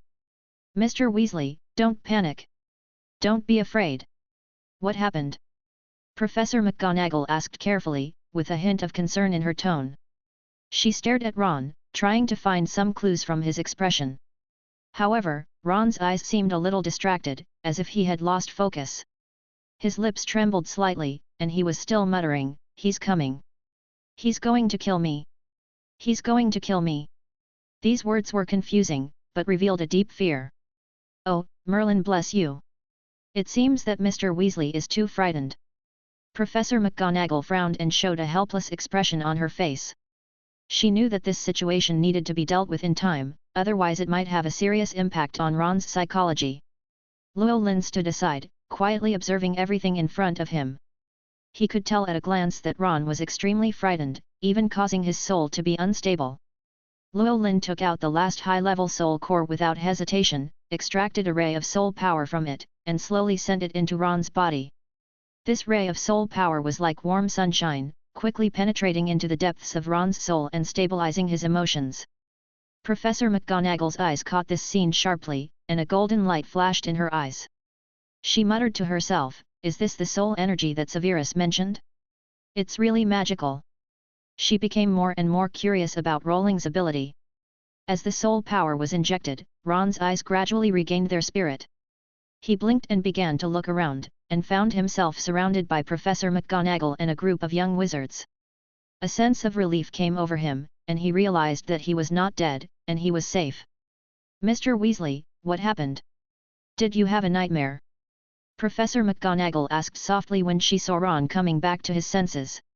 She hoped to understand what made Ron so frightened so that she could take appropriate measures to help him get out of the shadow. "It was Sirius Black. I recognized him. He was standing beside my bed, holding a knife and wanting to kill me. Luckily Scabbers bit me awake in time." Ron narrated his horrific experience in fear, his body trembling slightly. Professor McGonagall asked suspiciously, "Black wants to kill you?" She asked puzzledly, looking at Harry Potter beside her from time to time, as if thinking about something. Ron explained anxiously, "Really, it's Sirius Black, he wants to kill me." Rowling had roughly guessed the truth of the matter. It seemed that Black wanted to kill Peter Pettigrew, so he sneaked into the dormitory. But he did not say it out loud, just quietly observing the development of the situation. "Ron, did you have a nightmare? Why would Black kill you instead of Harry?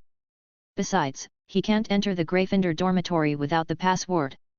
Seamus, who was standing next to him, was woken up and was obviously dissatisfied with Ron, thinking that he must have had a terrible nightmare. Hearing this, Harry looked at Seamus with contempt, muttering to himself, "What do you mean by not killing Harry but you? Is this human language?" He couldn't help feeling speechless. "No. This is not a dream. I can say that I am very awake," Ron said loudly and firmly. Seeing that Ron didn't want to lie, Professor McGonagall said seriously, "I think I need to ask Sir Cadogan who is guarding the dormitory door."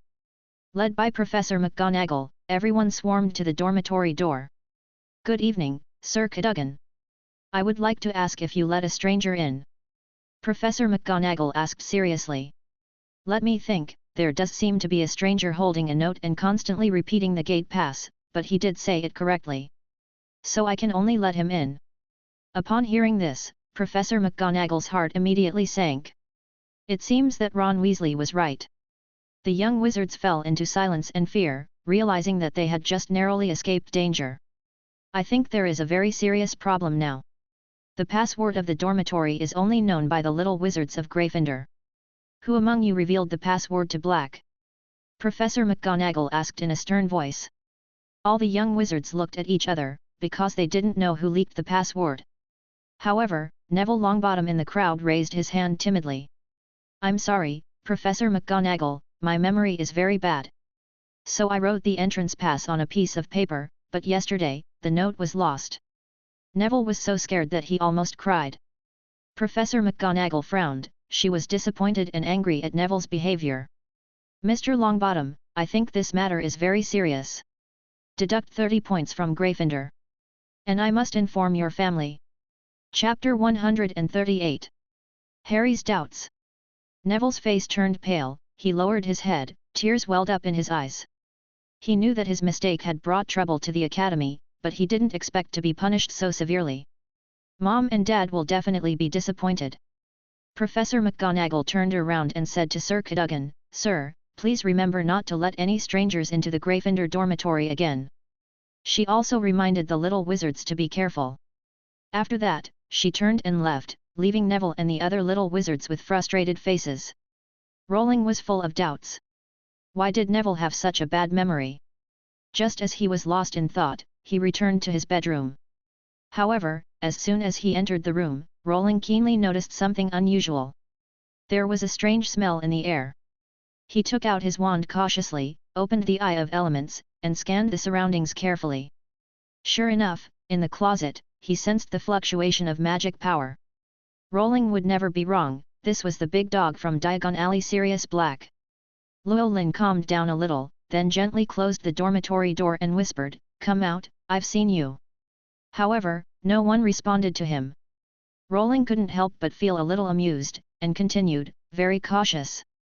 As expected of Sirius Black, the man who escaped from Azkaban. Blake, who was hiding in the closet, was shocked when he heard this. Originally, he just wanted to kill Peter Pettigrew, but he didn't expect to wake up the little wizard by accident. At that time, it was too late for him to escape, and at that moment he suddenly smelled the scent of the wizard who had fed him in Diagon Alley. Black knew that the little wizard was a kind person. He had no choice but to hide in his dormitory when he was away. He wanted to wait until he fell asleep and then sneak away, but he was discovered. And his identity was also known. Sirius rushed out of the closet when he heard this, staring at Rowling fiercely, trying to scare Rowling away with a fierce look and let himself leave. Because once Rowling revealed his whereabouts to the Dementors, he would be in extreme danger. However, Rowling watched Blake's performance quietly and said fearlessly, "You don't have to pretend anymore. I have no ill will towards you. Now, you can leave freely." Hearing this, Blake stopped pretending to be fierce and returned to his wizard form. "Why do you want to help me? Aren't you afraid that I will kill you? After all, you should know that I have killed many muggles before." Blake's expressionless face revealed a cold tone. Rowling looked at Blake, who was in a disheveled and dirty state, and a hint of curiosity flashed in his eyes. Llewellyn was amused by Blake's poor acting skills. "Haha, I don't care about the grudges between you. Fate tells me that you still have an unfinished mission. After you finish your meal, you can leave on your own." Llewellyn pretended to be mysterious while speaking, and at the same time took out some cakes from his space ring and floated them in front of Blake. Looking at Blake's skinny appearance, it was estimated that he had not had a full meal for a long time. Although Blake was starving at this time, he still remained highly alert. He was full of doubts about what Rowling said. Is there poison in it? Good vigilance. If only Harry were as smart as his godfather. It's a pity there was no poison in it, otherwise you would have died in Diagon Alley. Rowling said jokingly. However, when Sirius Black heard this, he was shocked and couldn't help but shouted in a somewhat inappropriate manner, "You already know my identity, and you also know that I am Harry's godfather." At this moment, there was a knock on Rowling's dormitory door, and Harry's voice was heard at the same time. Rowling was very confused and didn't understand why Harry came here at this time. He looked at the frightened Black, quickly opened the dust song pot, and put him in it. Llewellyn walked to the dormitory door, opened it and let the three kids in. "It's so late, why did you suddenly come here?" "Rowling, we have some theories about what happened. Sirius Black may not really want to kill Harry. He must have other reasons, but why would he hurt Ron? There are too many people out there and they are talking too much, so we decided to come to you. I hope you can tell us the truth." Hermione explained the purpose of their trip seriously. Llewellyn scratched his head in embarrassment, well. I'm not really sure.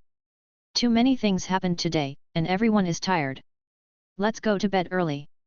Hermione looked at Rowling's unwillingness to reveal anything and knew that asking further would lead to no result, so she shook her head helplessly and left with Harry and Ron. After they left, Rowling released Blake.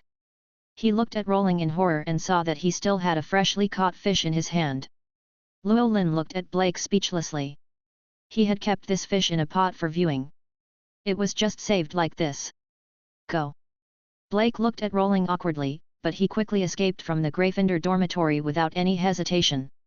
Harry returned to the dormitory and became more and more confused. He frowned and muttered to himself, "Why did Black suddenly disappear? This is all too strange." Suddenly, an idea struck him, and he remembered the Marauders map. Maybe he could find Black's trace on the Marauders map.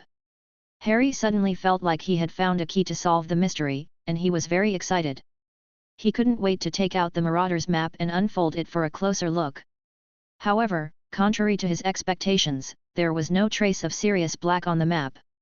But at this moment, a name that puzzled Harry suddenly appeared on it: Peter Pettigrew. This name was not unfamiliar to Harry. He knew that this person should have died long ago, and he was also his father's good brother. Harry stared at the name, and a strong curiosity surged in his heart. He wanted to find out why this person who had been dead for many years suddenly appeared on the Marauders map. If this was true, then he must know the truth of what happened that year. Harry decided to find the answer himself. After leaving the dormitory, he did not put on the invisibility cloak, but held his wand, flashing a faint light, and walked towards the name of Peter Pettigrew on the Marauders map. He walked carefully along the corridor, every step full of expectation.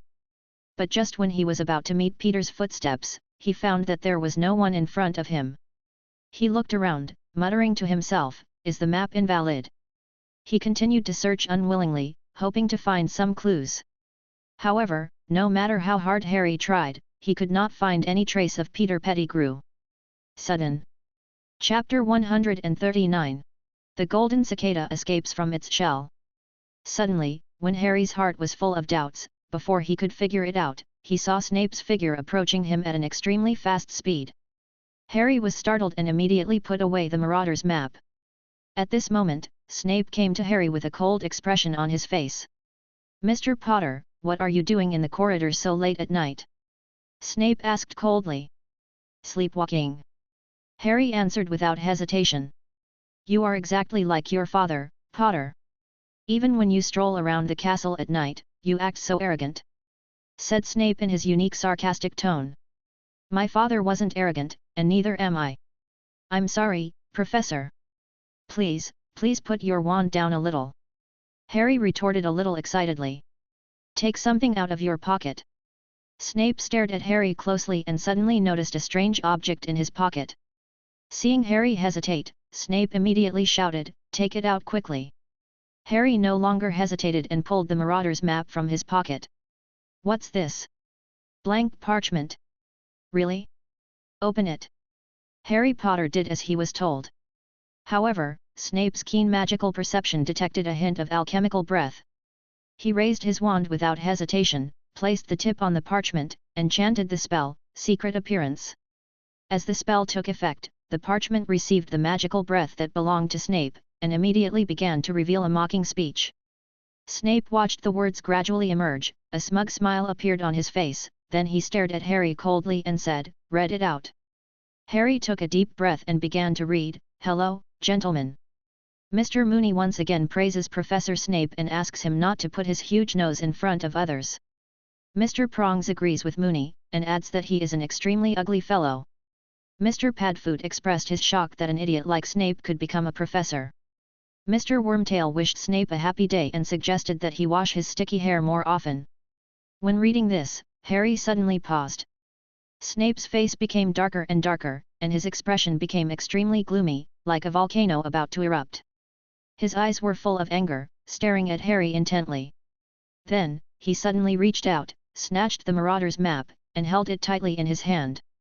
Suddenly, Lupin appeared behind Snape, with a puzzled look on his face, and asked, "Professor Snape, what are you holding in your hand?" Snape's face darkened, and he replied angrily, "This is a dark magic item, and it looks very dangerous." When Lupin saw that it was the Marauder's map, he immediately rushed forward, snatched it in his hand, and explained, "I am the Professor of Defense Against the Dark Arts, this belongs to my field. This parchment should be given to me, and I will handle Harry's affairs." Snape originally wanted to reach out and take it back, but after hearing Lupin's words, he reluctantly withdrew his hand, looked at them coldly, and turned away. After Harry followed Lupin to the office, Lupin confiscated the map and said, "I happen to know this parchment. It was confiscated by Mr. Filch a few years ago." "Yes, I know it is a map." Then, Lupin's expression became very serious, and he said in a heavy tone, "Sirius just broke into the school. And you are running around so frivolously. If you die because of this, will you be worthy of the sacrifice your parents made for you? Go back." Harry felt a little guilty. He knew that what he did was wrong, but he couldn't help but mutter, "But I just want to find the truth." "The truth? What truth?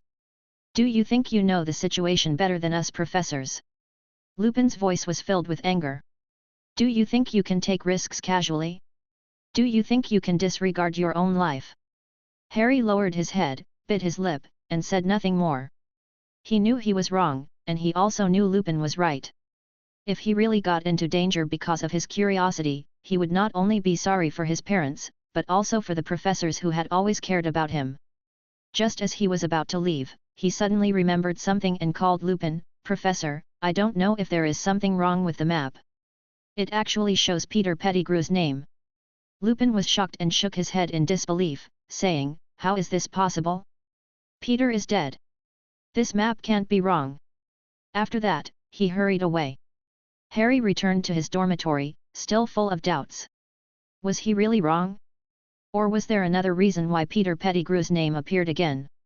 The next morning, Rowling had just gotten up and was about to go to the restaurant for dinner when he heard a fierce quarrel. He followed the sound to Harry's dormitory and found Ron and Hermione arguing loudly. "Look at the blood on the ground and Scabrous' hair. Your cat must have eaten it. My poor Scabrous." Ron's face was full of sadness, with tears welling up in his eyes. He held a piece of blood-stained cloth in his hand. Hermione looked innocent. She frowned and explained, I don't know what happened. I stayed in my room reading last night and didn't see Crookshanks at all. Besides, Crookshanks couldn't have eaten Scabbers. Then what's with all the blood and fur on the floor? Who else would hurt Scabbers except your cat? Ron shouted angrily. He felt that Hermione did not understand his pain of losing Scabbers at all.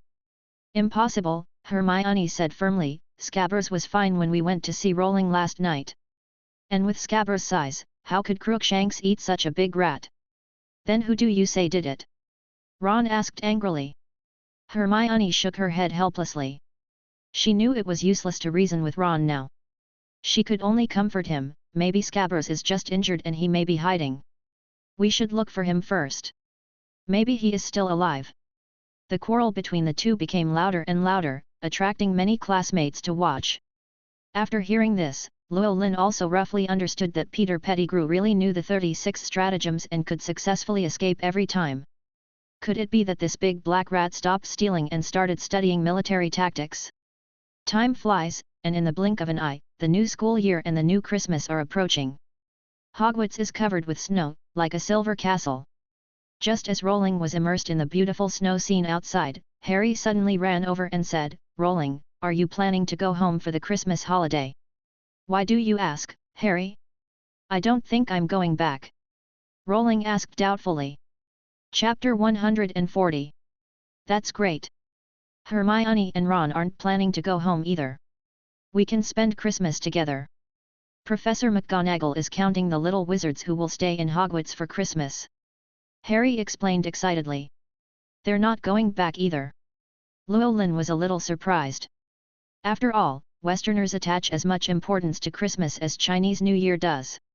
Yes, ever since Ron's pet was gone, he has been looking for it. And after Hagrid's advice, Hermione decided to stay and help Ron. Harry explained patiently. Oh, so that's how it is. Hagrid's guidance. Rowling nodded thoughtfully. Yes, Hagrid told us that the loss of a mouse shouldn't create a rift between friends. And Hagrid also said he would help us find Scabbers. Harry said with certainty. On Christmas Day, Rowling and the three little ones came to the auditorium. Although the auditorium was deserted at this time, the Christmas atmosphere was still strong. This year, there were only 13 people, including professors, spending Christmas at Hogwarts. Dumbledore conjured up a long table and asked everyone to sit down and enjoy Christmas dinner. After everyone sat down, they began to wait. At this time, there was still a professor at the long table who had not arrived. Just as everyone was watching the video on the internet, the door of the auditorium quietly opened, and Professor Trelawney finally arrived.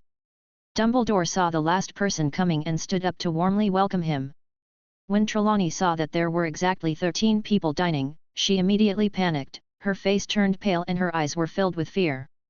She said in a trembling voice, "No, I can't sit in this position. It will bring misfortune." After that, she turned around and prepared to leave the auditorium. Everyone was puzzled by her reaction, and they looked at each other. Dumbledore quickly stepped forward to stop Trelawney and asked gently, "What's wrong, Sybil? Why can't you sit here?" Trelawney's voice was filled with panic, because 13 is an unlucky number. It represents death. The first person to stand up when 13 people are dining will be the first to die. After hearing her words, everyone turned their eyes to Dumbledore, because he was the only one who stood up. Dumbledore's smiling face suddenly froze for a second, and he secretly complained in his heart, "Why didn't you say it earlier?" However, he quickly adjusted his expression and said enthusiastically, "Don't worry, Sybil. You should know that I am the oldest wizard here. I am over 100 years old." Ha ha ha. Despite this, Trelawney still insisted on her own ideas. After being comforted by Dumbledore, she finally chose a corner to sit down, and her expression gradually returned to calm. Everyone continued to enjoy the sumptuous Christmas dinner, but everyone had a trace of doubt and uneasiness in their hearts. At the same time, Professor McGonagall and Hermione were even more disdainful of Trelawney's appearance at this time. They always thought that divination was an extremely unreliable course, and Trelawney was the most unreliable person among them. Looking at her nervous and weird appearance, Professor McGonagall couldn't help but frowning. She really didn't understand why this divination teacher was always so nervous, as if something terrible would happen at any time and anywhere. Hermione shook her head helplessly. She felt that she was used to Professor Trelawney's behavior, but it was still difficult to understand why she was so superstitious. At this moment, Rowling stared at them meaningfully. It seemed that Dumbledore was indeed the first to die. But that was all in the past. Could it happen again with his own influence? After Christmas, life in the school returned to its normal state. Except for Sirius and Scabrous who had not appeared, everything seemed normal. However, regarding the incident of Dementors attacking Harry, the Ministry of Magic only issued an apology statement and nothing more happened. This made many people dissatisfied, but facing the Ministry of Magic, Harry had no choice but to accept this result. However, for Harry, the happiest thing during this period was that he finally learned the Patronus charm. He excitedly told Rowling about it and couldn't wait to show him. Seeing the smile on Harry's face when he successfully cast the Patronus charm, Rowling couldn't help but feel proud of him. At this moment, in the divination class, Professor Trelawney was asking students to observe the changes in the divination crystal ball on their own. The classroom was filled with a mysterious atmosphere, and the students were all focused on the scene in the crystal ball. At this moment, Professor Trelawney suddenly stared at the sleepy Ron and asked, "Mr. Weasley, what did you see?" However, when Ron was awakened by Trelawney, Hermione beside him made a loud voice, "Oh, for God's sake, are we going to watch that damn black dog prophecy again?" she said sarcastically without any concealment. Obviously, Hermione was very dissatisfied with this divination course. She thought it was just some meaningless superstition. More importantly, she knew clearly that Sirius would not pose any threat to Harry. After hearing Hermione's sarcasm, Trelawney immediately stood up, stared at Hermione angrily, and said sarcastically, "I'm sorry, I have never seen such a mediocre and hopeless student. The reason why you can't learn well is that you don't have the talent to predict the future at all." After hearing this, Hermione stood up angrily. As a top student, she could not accept such an evaluation. Her eyes were flashing with anger. Perhaps because she had won the favor of Professor McGonagall, she felt that she had enough courage to confront the professor. Without hesitation, she swung her hand hard, knocking the crystal ball on the table to the ground, and then turned and left. Rowling witnessed the whole process and thought to himself, does Hermione distrust divination, or does she just distrust Trelawney? If she really doesn't believe in divination, then wouldn't the predictions I made before be like farts in her ears? With such a change, the young wizards seemed to be affected and became more dishonest. Trelawney, who witnessed this, had to end the course early. Harry walked to where the crystal ball had fallen and picked it up and returned it to Professor Trelawney. Suddenly, Trelawney made a crazy and hoarse voice, and with a blurred look in her eyes, she quickly said a prophecy. "He will return tonight. The black-hearted murderer who betrayed his friends will be free. Innocent blood will be shed, and servant and master will be reunited. With the help of his servants, the devil will rise again, more powerful and terrifying than before." Chapter 141. Sirius attacks. Seeing this incredible scene, Llewellyn thought to himself, is this the prophecy of the legendary prophet? If so, then this prophecy is very meaningful. Harry was frightened by this bizarre scene. His face turned pale as paper. He immediately came to Rowling and said in a trembling voice, "It's over. Sirius is going to take action. We must tell Professor Dumbledore as soon as possible." Rowling nodded, indicating his agreement with Harry's opinion. However, he did not show as much panic and nervousness as Harry did. Instead, his eyes flashed with a thoughtful light, as if he was calmly thinking about what to do next. Harry looked at Rowling anxiously, his eyes full of expectation, hoping to get more opinions and suggestions from Rowling. "Go ahead, Harry, do what you think is right," Rowling said encouragingly. Harry nodded, turned, and quickly left the room, determined to tell Professor Dumbledore this important news. When Harry finally found Dumbledore and told him the prophecy, Dumbledore looked surprised and worried. He frowned and whispered to himself, "It seems that this is Sybil's second true prophecy." After leaving Dumbledore's office, Harry did not stop for a moment. He rushed to the Gryffindor common room anxiously, eager to find Ron and Hermione. However, before Harry could even open his mouth to speak, Ron rushed forward and said, "Harry, this is bad. We've lost Buckbeak's case. He's going to be beheaded soon." We must go find Hagrid and see if there's any way to save him." Hearing this news, Harry's heart sank suddenly, and an ominous premonition came over him. He did not hesitate to rush to Hagrid's hut with Ron and Hermione. When they arrived at Hagrid's hut, Hagrid was sitting there with a sad face and dull eyes, as if he had lost all hope. "Hagrid, how is Buckbeak now?" Harry asked anxiously, with a hint of trembling in his voice. Hagrid slowly raised his head, his eyes full of sadness, and shook his head helplessly. "The court has found Buckbeak guilty, and the death penalty will be carried out soon. How could this happen? This is so unfair. We must find a way to save it." Ron clenched his fists angrily, his face full of anger and unwillingness. At this moment, Hagrid suddenly stood up and walked quickly into the room. A moment later, he came out with a big rat in his hand. It was Ron's Scabbers. Ron excitedly took Scabbers and held it tightly in his arms, his face full of joy and guilt. He looked at Hermione with embarrassment in his eyes. "I'm sorry, Hermione. I wronged you." Hermione shook her head gently and patted Ron on the shoulder to express her understanding and forgiveness. However, at this moment, a vase next to it suddenly broke with a crisp sound. Harry, Ron, and Hermione's eyes were drawn to it at the same time. "Oh no! People from the Ministry of Magic are coming. We have to leave quickly," Harry whispered, his eyes full of tension. At this moment, when Harry rushed out of the classroom, Rowling suddenly found that he could not take a single step out of the classroom, as if a mysterious force was preventing him from moving forward, forcing him to repeat the same action over and over again.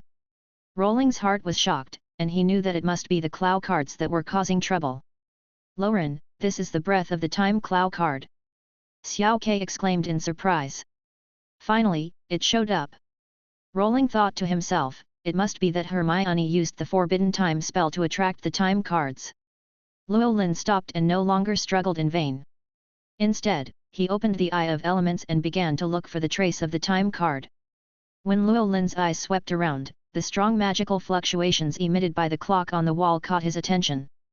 Llewellyn quickly took out the sealing staff from his arms and cast the Rakuro card without hesitation, and a huge thunder dragon rushed away. However, at this moment, the time card was about to start to reverse time again, but it was too late. With the penetration of lightning, the time card instantly became extremely weak and revealed its human form. Seeing this, Llewellyn rushed forward without hesitation and sealed it. When Rowling successfully sealed the Clow cards, he suddenly felt a strange power surge into his heart. Then, he realized that the time of Hogwarts seemed to be reversed, and some things that should not appear at this time began to emerge. At this time, the Clow cards appeared instinctively, trying to correct the changes in time, but due to the arrival of the Clow magician, it was involuntarily attracted to Rowling. "It looks like Sirius is going to make a move," Rowling muttered to himself, a sense of vigilance rising in his heart. He quickly put on the shadow card and arrived near Hagrid's hut in a moment. At this moment, Rowling saw from afar that the three little ones were gathered together, watching Buckbeak being beheaded. However, when he used the Eye of Elements to look, he found that not only were Harry and Hermione from the future hiding in the woods, but there was also a big black dog lurking behind the three little ones, waiting for an opportunity to strike. At the same time, the Time Clow cards kept sending messages to Rowling, strongly requesting that Harry and Hermione in the woods be expelled from this time and space. Rowling looked around them and found that the power of time was abnormally distorted, as if they were in a parallel space. Or it could be said that they are more like fictional creatures, and the life force in their bodies is constantly dissipating. However, when casting magic at this time, the power will be extremely strong, and the overflowing life energy will enhance it. Rowling no longer paid attention to the woods, but stared quietly at Sirius, or rather Peter Pettigrew. Suddenly, the banban in Ron's hand began to struggle violently and broke free from Ron's palm, but Ron reacted quickly and immediately reached out and grabbed it. Sirius also appeared behind them. Without saying a word, Black passed Harry and Hermione and rushed straight to Ron, bit one of Ron's legs, and dragged him into the underground room of the nearby Whomping Willow. Harry and Hermione also came back to their senses from their daze, and rushed forward to catch Ron, but they were still a little short. Harry immediately rushed down, through the long tunnel, and came to the house. Climbed up the stairs. Immediately saw Ron lying on a broken wooden bed with an injured foot. Llewellyn followed without hesitation, muttering in his heart, "This is the Screaming Shack. When Harry saw that Ron was the only one there, he immediately became alert. Where's the big dog? Right behind you. Harry and Hermione turned around and saw an adult dressed in ragged black clothes standing behind them. At this time, Sirius was staring at Harry and Hermione with a wicked grin on his face with his mouth full of yellow teeth. He took Ron's wand and shouted Expelliarmus to disarm their wands. Chapter 142. Stubborn Prejudice. Oh! The importance of spare wands. Fortunately, Black has no hostility, otherwise everything will be ruined, Rowling complained in his heart. Harry and Hermione looked at the ragged man with yellow teeth in horror, their hearts filled with fear and doubt. Although they had guessed that this man might not harm Harry, they couldn't help but feel scared when they saw him in person. The man's appearance made it hard to believe that he was not an evil wizard. I knew you would come to save your friends. You are as brave as your father. I am very pleased. Black said to Harry with admiration. However, Harry was not pleased by the compliment, instead, his anger grew. After Rowling's guidance and prediction, although Harry did not lose his mind at this time, he still thought that Black was laughing at him. Harry shouted loudly, I just want to know the truth. If it is you who caused the death of my parents, I will kill you. At this moment, Harry's heart was filled with hatred and murderous intent. He desperately wanted to take back the wand, just to kill for the sake of his heart. If you want to kill Harry, you have to kill me first. Ron suddenly interrupted while lying on the bed, his eyes wide open, full of anger and determination. Don't be anxious, only one person will die tonight. Blake still said calmly, but his eyes became sharper. What's wrong? Are you scared? You had no scruples when you killed so many muggles 12 years ago. Harry continued to taunt Black, his voice filled with endless hatred and anger. When Blake heard this, the scenes of the hunt for Pettigrew appeared in his mind again. Those bloody scenes made him fall into a brief state of unconsciousness. At this moment, Harry took the opportunity to rush forward and wrestle with Black. Their movements were swift and fierce, as if two wild animals were fighting for life and death. At the same time, the wand in Black's hand slipped out, and Harry quickly grabbed the wand and put it against Black's face. I don't deny that I killed your parents, but you must know the truth. Black looked very weak at this time. He gasped and explained with difficulty. However, Harry didn't listen to him at all. There was only hatred and anger in his heart. He pushed the wand hard, and his eyes flashed with determination. When Harry heard Black admit that he had killed his parents, his anger erupted like a volcano, and he wanted to tear the man in front of him into pieces immediately. However, when he tried to cast a spell, he suddenly realized that he didn't know any offensive spells at all. This made him feel extremely helpless. At this moment, Hermione heard footsteps coming from the stairs outside. She was delighted and immediately shouted, "Help, we are here. Sirius is here too. Help!" The voice was sharp and piercing, with great penetrating power. As Hermione shouted, the footsteps became louder and louder, rapid and deafening. Then, the door was pushed open, and Professor Lupin, pale and nervous, appeared in front of everyone. He saw Harry at a glance and recited the spell Expelliarmus without hesitation, instantly disarming the wand in Harry's hand. Ron and Hermione were both stunned. They didn't understand why Professor Lupin would attack Harry. Especially Ron, he stared at Professor Lupin with wide eyes and suspicion, as if asking, "What on earth are you doing?" Suddenly, Professor Lupin made a move like lightning and pulled up Black, who was lying on the ground. It turned out that the reason why he was here was that Harry had told him that he saw the name of Peter Pettigrew on the Marauders map that night. This news made him feel confused. After all, he was also one of the creators of the Marauders map.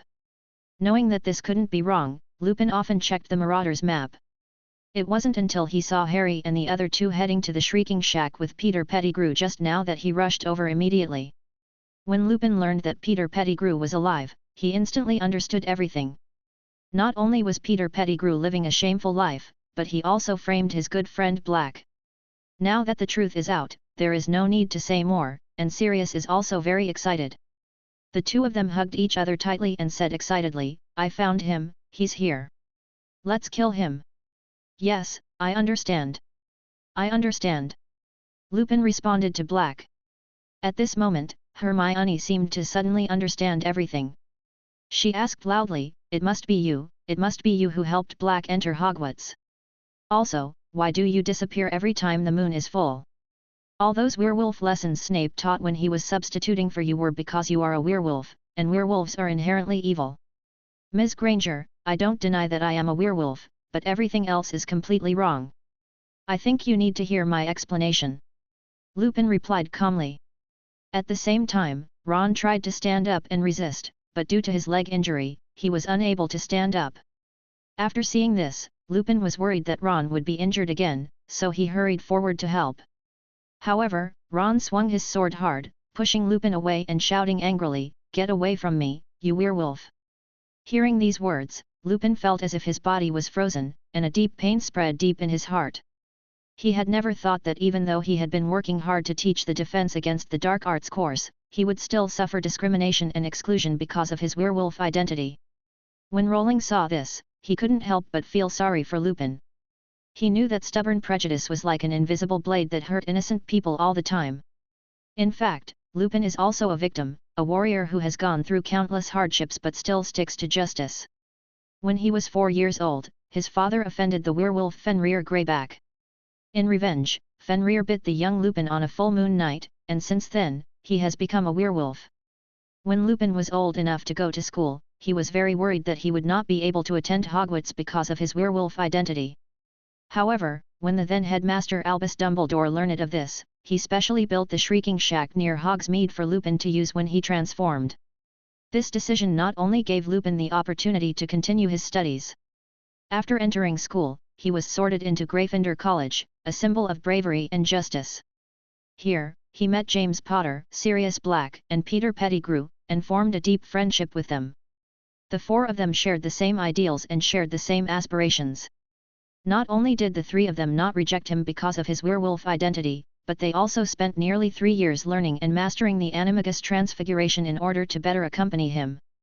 This selfless friendship made him feel extremely warm, and this time was also the best memory of his life. Chapter 143. It's better to kill him directly. However, fate always likes to play tricks on people. Now, he is once again rejected and misunderstood because of his werewolf identity. Hearing Ron's prejudice, Lupin was stunned for a second, but soon regained his composure.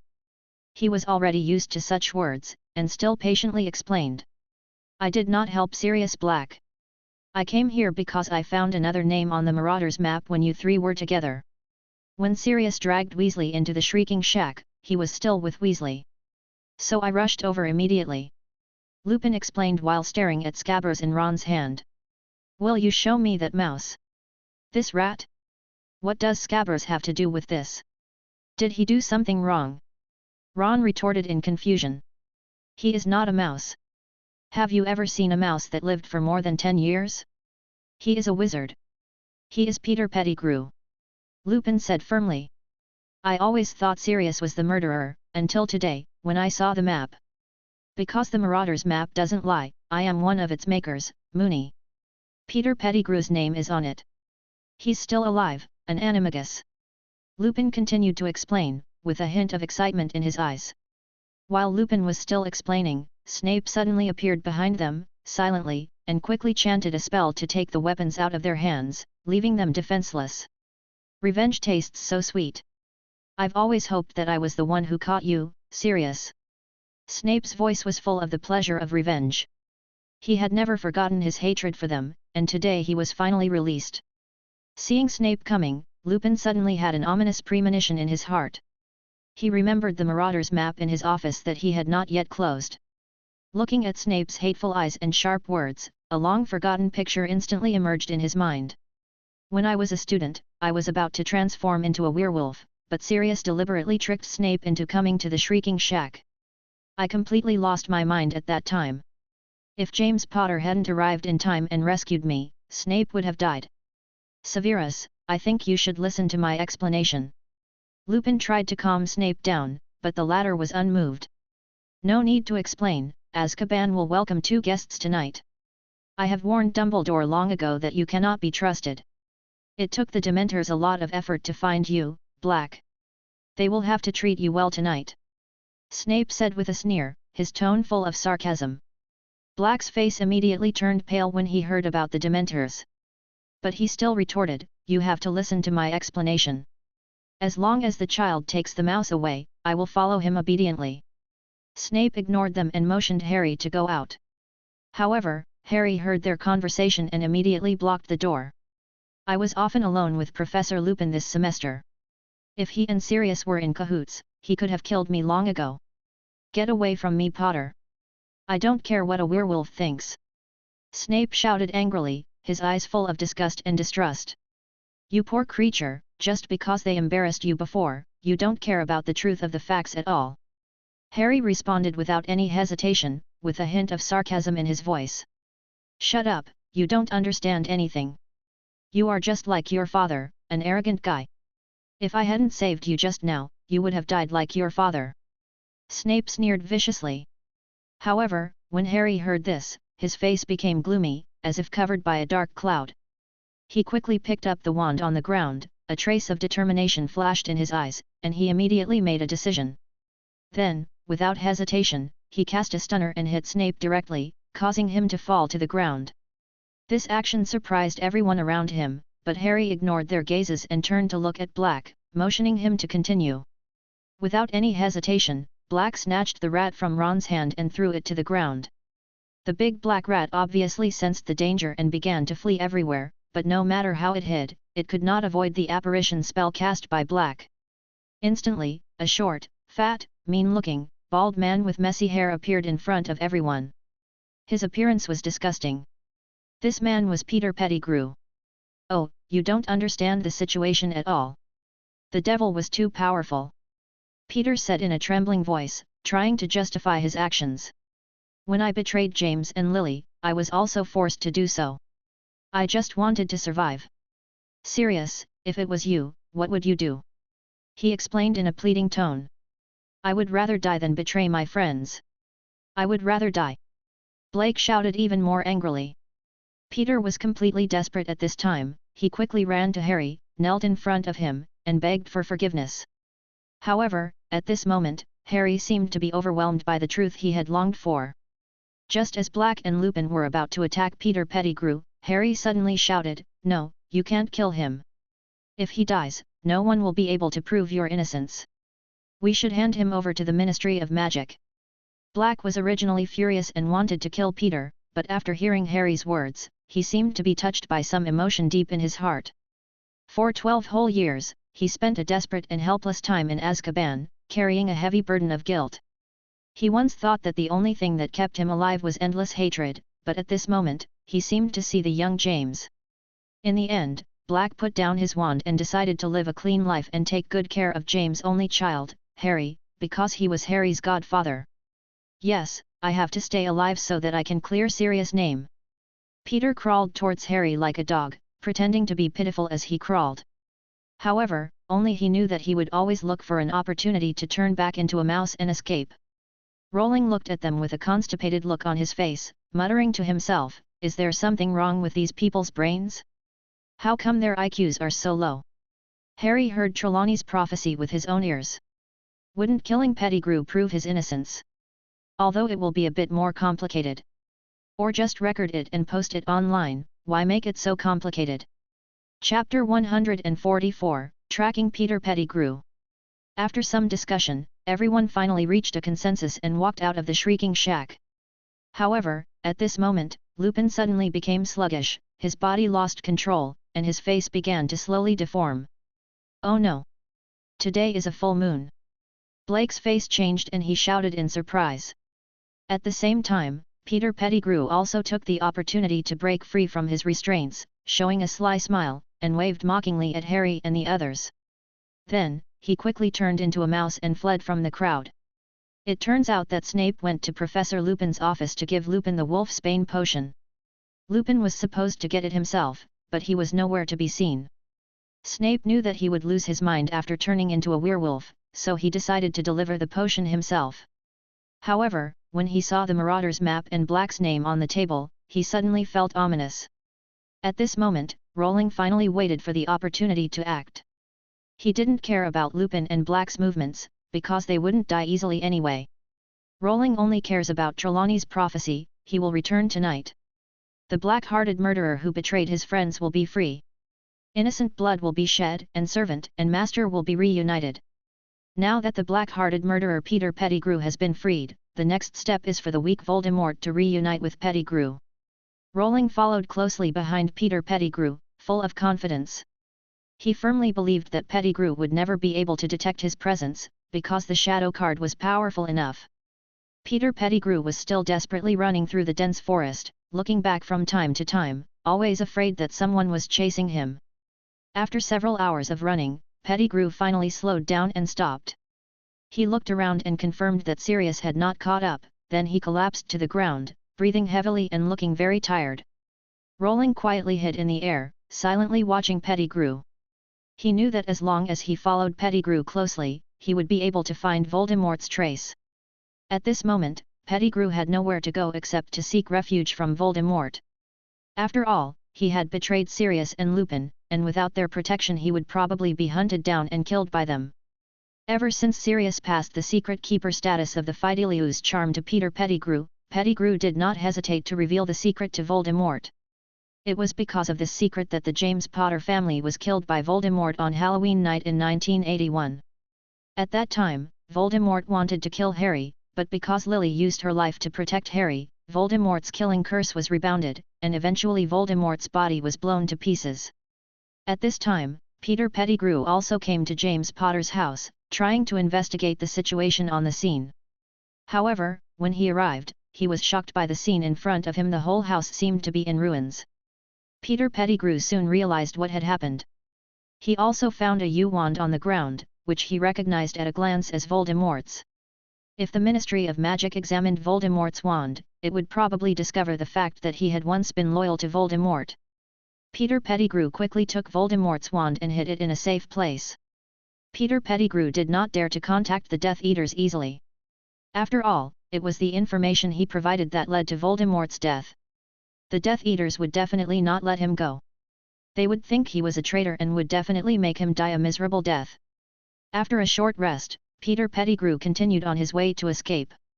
He ran around and finally came to a long-abandoned house. The house was deserted and looked particularly deserted and dilapidated. This was Peter Pettigrew's home. After looking around to make sure no one was around, Peter Pettigrew regained his human form and walked into the long-abandoned house. The rotten wood creaked, as if protesting his arrival. He walked through the living room and came to the basement. It was even darker there, and filled with a smell of decay.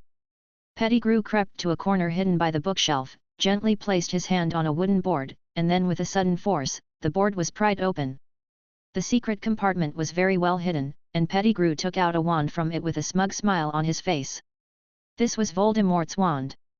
As long as the owner of the wand is still alive, the connection between the wand and the owner will never be broken. Unless it has a new owner. Peter Pettigrew's eyes sparkled with excitement as he began to cast an ancient spell. As he chanted, the U-wand began to float, and a faint but persistent line shot out of it, which streaked through the air, as if pointing in a certain direction. Llewellyn was surprised to see what was happening before his eyes. He was very curious about this magical magic. This was a kind of magic for finding people, which could find lost people or things through the power of the contract. Although this magic looks great, it has some limitations. This magic can only find people or things with which there is a contractual power. But for Peter Pettigrew, this is enough. After more than a week of long journey, more than 2,000 kilometers of hiding during the day and traveling at night, Rowling followed Peter Pettigrew and escaped from Britain. Following the guidance of the magic wand, they arrived in the primeval forest of Albania. At this time, the magic wand no longer guided the direction, and Rowling obviously understood that they had arrived. At this point, Peter Pettigrew changed back into mouse form again and began to look around and search. Rowling flew over the forest, his eye of elements shining brightly, as if to penetrate the entire forest. He saw a dead silence in the depths of the forest, and a dark shadow was hunting animals. Rowling recognized the dark shadow as Voldemort, the remnant soul that escaped from Quirrell in his first year. 2 years ago, Voldemort fled England after being severely wounded by Rowling. He has been wandering around since then, constantly absorbing the soul energy of animals to restore his strength. When he was hunting animals as usual, he suddenly felt a sharp gaze cast at him. As a soul, Voldemort was more sensitive to the outside world, and this malicious gaze immediately alerted him. He quickly looked back and was ready to fight back at any time. Rolling flew over at high speed, and before he got close, a bolt of lightning struck Voldemort. Voldemort's alarm bells immediately sounded, and he looked at the lightning that was coming and didn't take it head-on. He quickly hid underground. Rowling didn't expect Voldemort to be so alert. He originally wanted to attack by surprise, but now his plan failed, so he had to fight head-on. Chapter 145, Sword to Slay Voldemort. Rowling held the magic wand and chanted a spell. Powerful magic power surged around him. Voldemort was watching Rowling underground, and knew that this man was the one who had injured him. When enemies meet, they are extremely jealous of each other. Llewellyn was flying in the air, looking around vigilantly, with the wand in his hand flashing. Suddenly, Voldemort rushed out from underground, releasing a dark magic and heading straight for Rowling. The blood sacrifices of the past 2 years have restored his strength to a certain extent. It's a pity that he is still a soul body and can't withstand Llewellyn's extremely strong and masculine lightning. Seeing this, Rowling waved his wand and a shield appeared.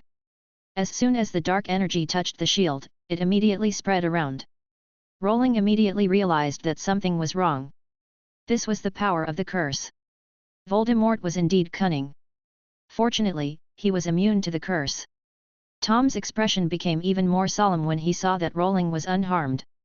Rowling took the opportunity to swing his wand, shooting out a stream of fire, which Voldemort dodged sideways. The fire hit a tree behind him, and the branches instantly caught fire.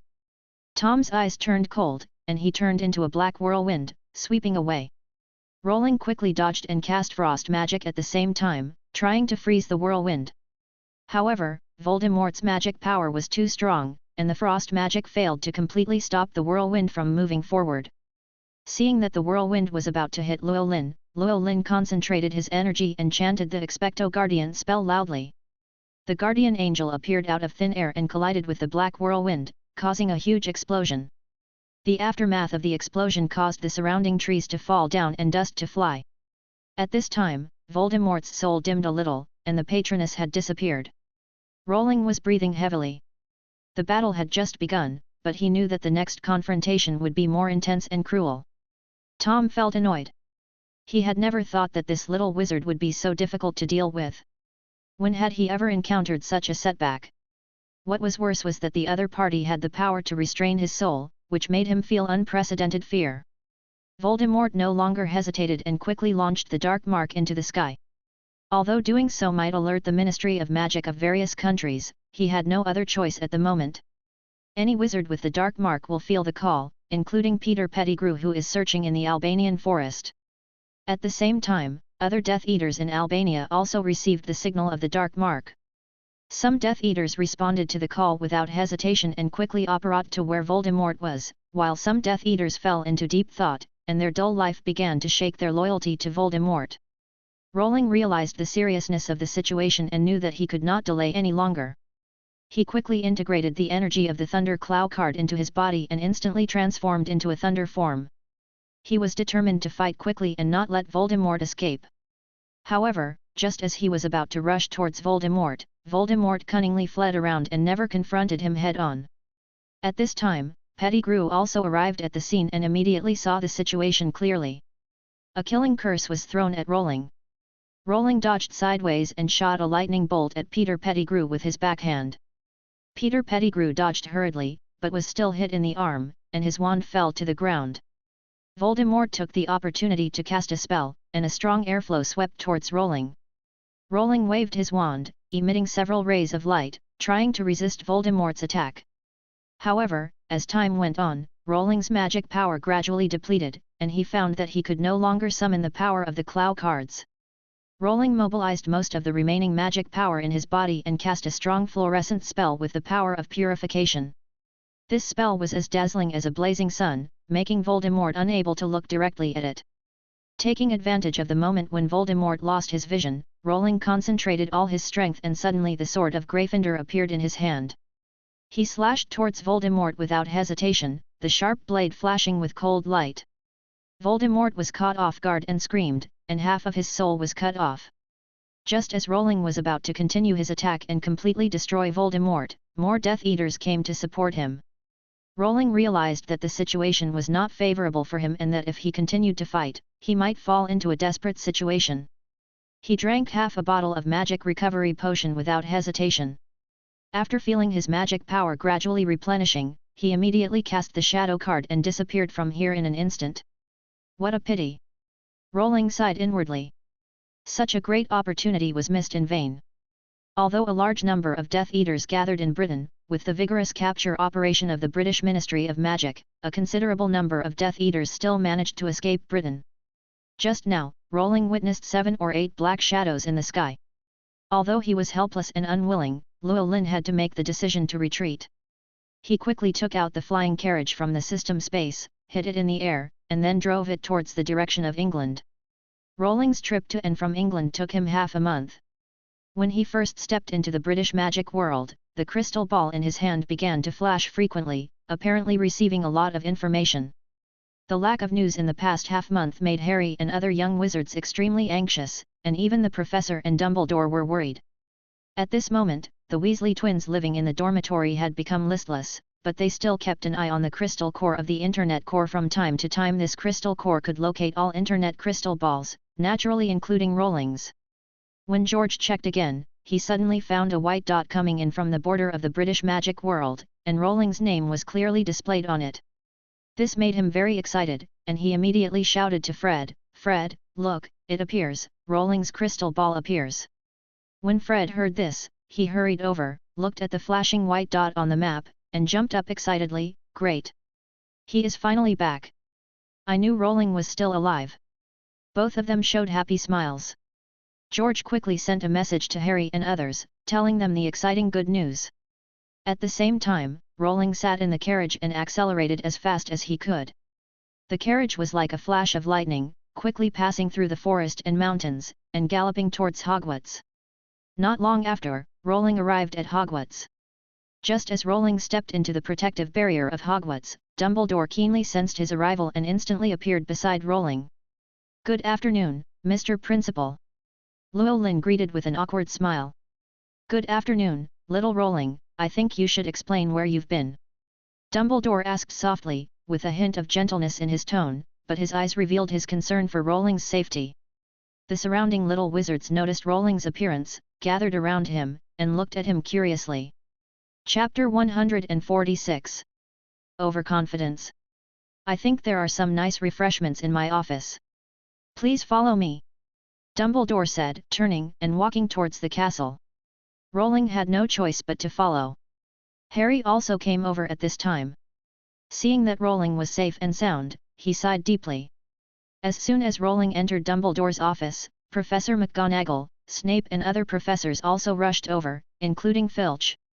Professor McGonagall was very serious and a little angry, but also concerned, and asked, "Mr. Rowling, I need you to explain it carefully." At this moment, Llewellyn was very touched. He didn't expect that so many professors cared about him. Without hesitation, Rowling used his magic wand to extract a piece of memory and injected it into the crystal ball. The fragments of him following Peter Pettigrew after hearing the prophecy until he escaped emerged one by one. Professor McGonagall and the others watched the scene in the crystal ball quietly. As the clips played, their expressions gradually became serious. When they saw Peter Pettigrew turning into a mouse and running away, Professor McGonagall couldn't help but exclaimed, "So that's how it is." Professor Snape frowned and fell into deep thought. Filch stamped his feet in anger and muttered that he would strengthen patrols. After the memory ended, all the professors fell into deep thought. Voldemort was still alive and hiding in another country. Llewellyn sighed deeply and said, "Dear professors, this is what happened. I hope you can believe me. I did not violate the school rules intentionally." Professor McGonagall said seriously, "Is this against school rules? Although your behavior this time is brave, it is too risky. If you encounter similar situations in the future, you should report to the professors first instead of acting on your own." "That's Voldemort. Minerva, I think we should not blame little Rowling. For something like this, I need to go to the Ministry of Magic and inform them of the situation," Dumbledore said and was about to leave Hogwarts. When Rowling heard this, his heart tightened immediately, and he shouted quickly, "Principal Dumbledore! I think it is difficult for the Ministry of Magic to believe such a thing. Compared with the magic world that is about to fall into panic, I think they hope that the current situation is safe and sound. Dumbledore and the professors looked at Rowling in surprise. How could he suddenly say such a thing? This was totally unlike the knowledge a student should have. Little Rowling, I don't think the Minister of Magic, Mr. Fudge, would be so foolish as to deal with such an important matter. He will definitely refer to my opinion. Dumbledore said confidently. Rowling secretly despised Dumbledore in his heart. Although Dumbledore was powerful, his understanding of the Ministry of Magic might not be as profound as his own. Those people in the Ministry of Magic not only had profit-oriented people, but also many so-called whitewashed Death Eaters.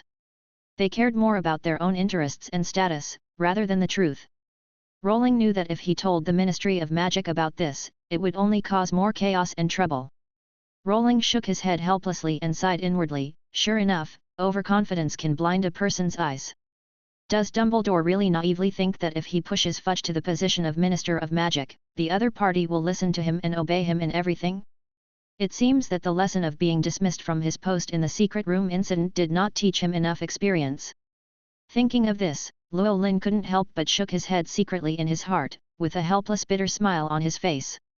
However, despite some dissatisfaction in his heart, he took a deep breath, calmed down, and then said solemnly to Dumbledore, "Since the headmaster has made a decision, I hope you will not reveal my information to anyone." Hearing Rowling's words, Dumbledore nodded slightly, indicating his understanding and agreement. Then, he smiled and said, "Don't worry, child, I will never mention your name." After that, he turned and walked into the fireplace, and his figure gradually disappeared. Just as Rowling was about to leave, Snape suddenly called him. Rowling stopped and looked back at Snape, who said seriously, "It seems that even the omnipotent Mr. Rowling is afraid of being caught in the whirlpool of public opinion. I need some spiritual water." After saying that, Snape took out 2 bottles of magic-enhancing potions from his pocket and placed them on the table.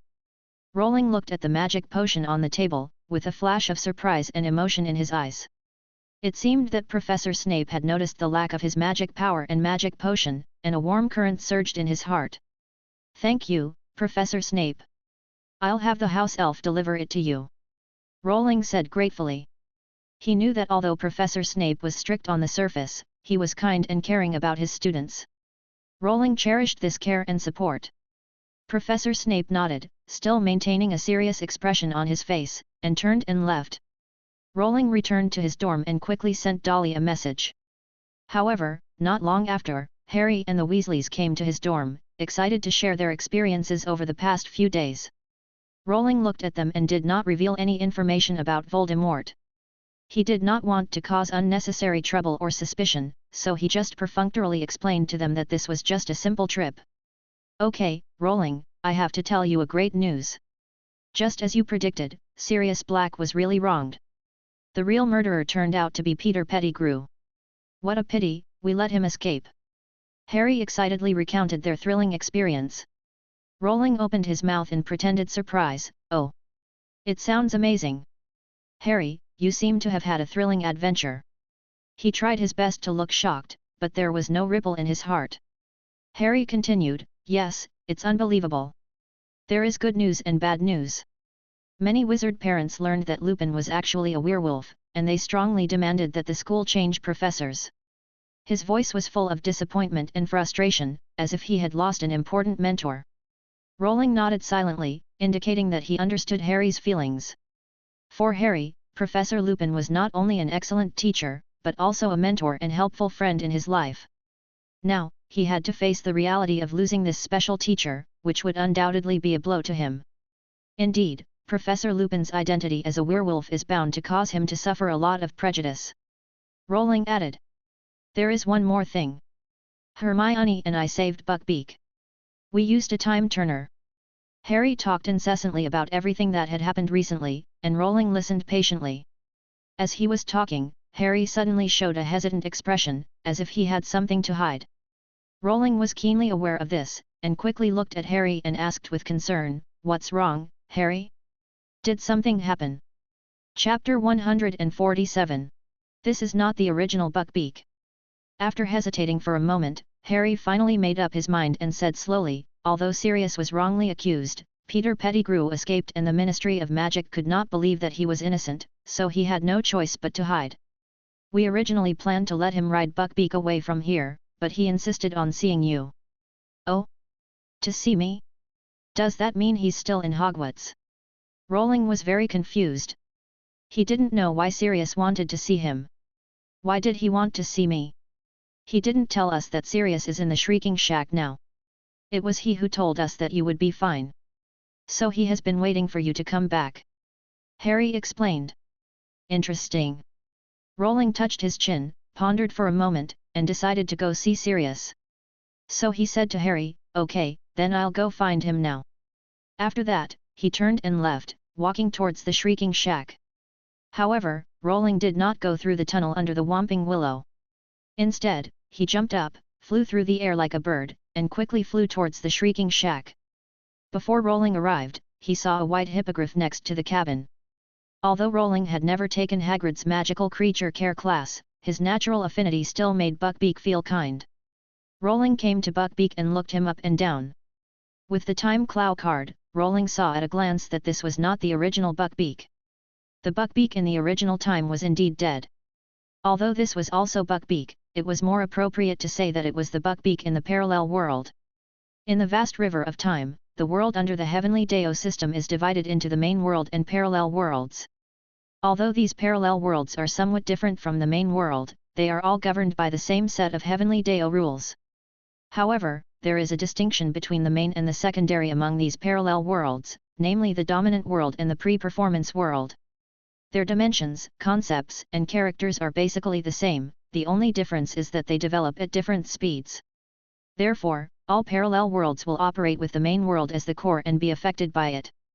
Just like the original Blue Planet, Llewellyn felt that that world was just a slower developing parallel world, rather than the real main world. Due to the consistency of the time dimension, people's dreams can often be connected with their own world and their own memories in a faster parallel world.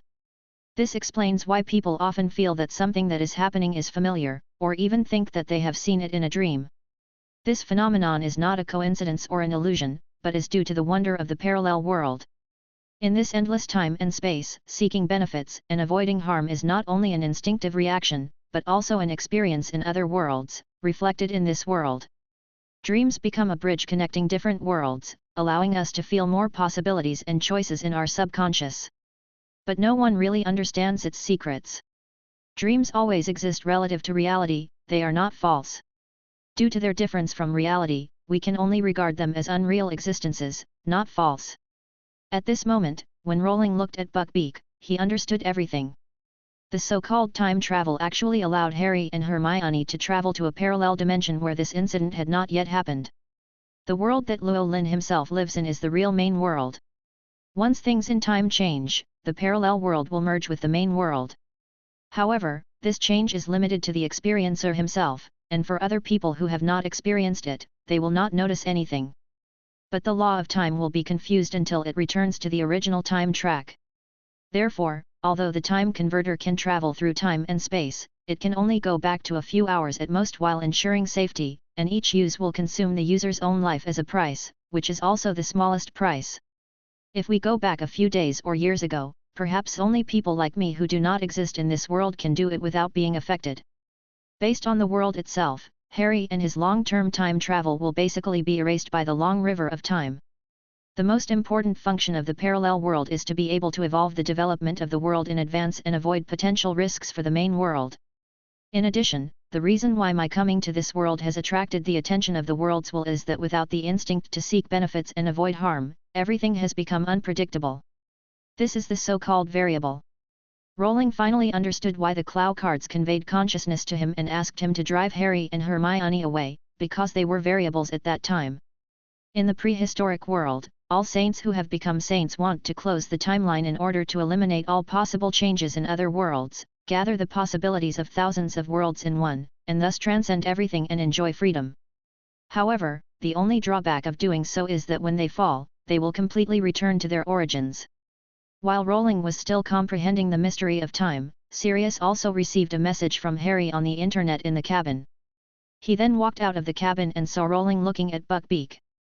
"You are still alive, your name is Llewellyn, right?" Llewellyn looked towards the voice and said, "Haha, I wonder what Mr. Black wants to talk to me about. I think Harry told you about how I met him, and he also told me about your care for him in the past 2 years.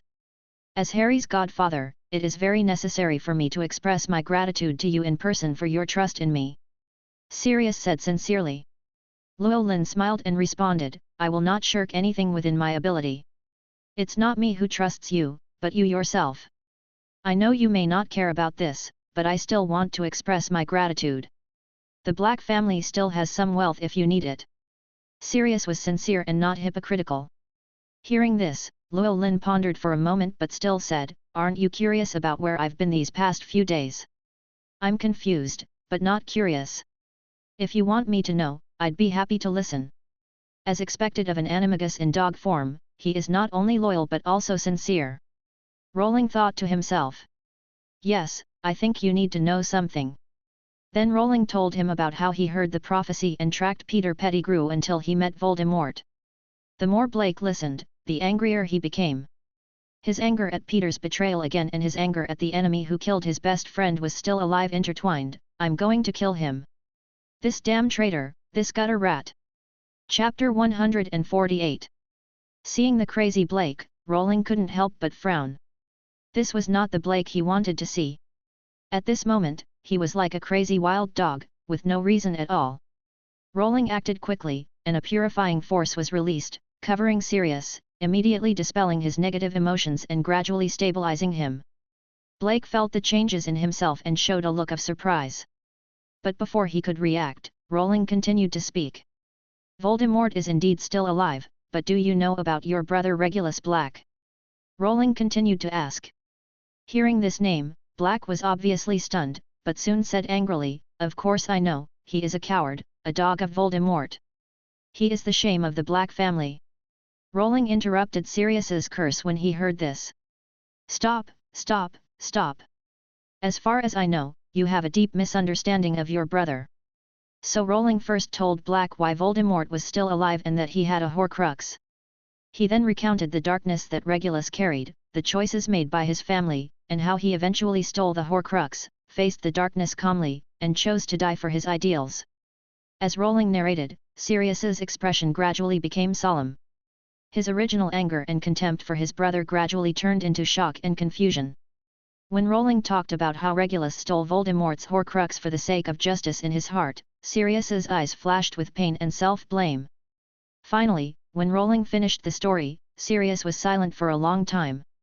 He lowered his head, clenched his hands into fists, and his body trembled slightly.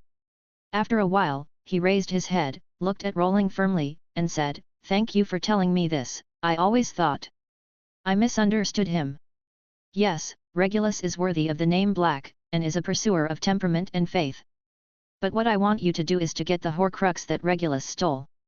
It must be destroyed."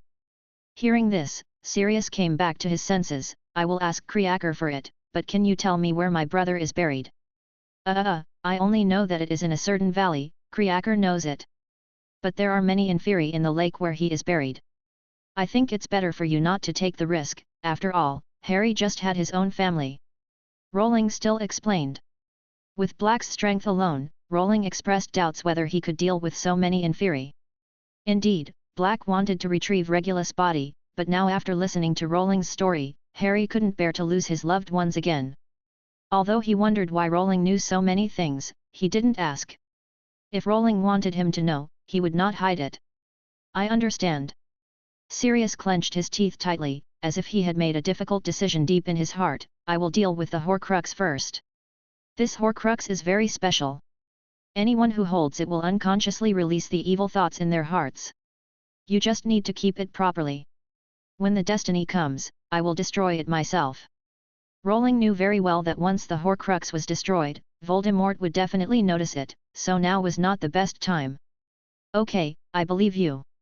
Sirius nodded solemnly, indicating that he was willing to follow Rowling's arrangements. After everything was explained, Rowling returned to Hogwarts. A few days later, Sirius successfully got the Horcrux from Creaker.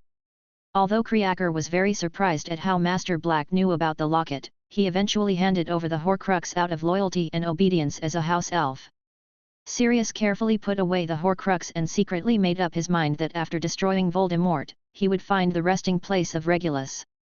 Hogwarts is unusually quiet today, but there is an indescribable atmosphere of oppression. The reason is that after the wizard parents learned about Lupin's werewolf identity, they put pressure on Dumbledore. The sun was particularly hot that day, and it was suffocating in the afternoon. At this moment, Lupin was hurriedly packing his luggage and putting them into the worn-out suitcase he brought with him when he started working. At the same time, Harry also hurried to the scene, hoping to persuade Lupin to stay, but he knew that he was powerless and could not change anything. He could only stand aside silently and watch Lupin pack his luggage. "Hello, Harry. I saw you coming on the Marauders map. Have you been expelled, Professor?" Harry asked anxiously. "No, I resigned on my own initiative. Don't worry about me, Harry, believe me, I've been through worse times than this." But Dumbledore has helped me enough." "Of course, Harry, thank you for coming to see me off. I think I should go now. I'll leave this map to you. Goodbye, I think we'll have a chance to meet again." After a brief goodbye, Lupin prepared to leave. His heart was filled with sadness and he had no attachment to this place anymore. He also read the messages from the parents and it seemed that there was only endless prejudice and malice here. Lupin was filled with bitterness and helplessness. He could not stand the fact that the teachers and students who had once been friendly with him were now pointing fingers at him, full of disgust and betrayal. This kind of pain was unbearable for him. Just as Lupin was about to leave Hogwarts Castle, a group of young wizards who had once studied under him appeared in his sight. They came together to see off the man whom they regarded as the greatest professor of defense against the dark arts. Professor Lupin's friendly teaching style and lively and interesting explanation methods have long been deeply imprinted in the hearts of young wizards and are difficult to erase. Lupin was very relieved to see this, knowing that he had misunderstood the little wizards.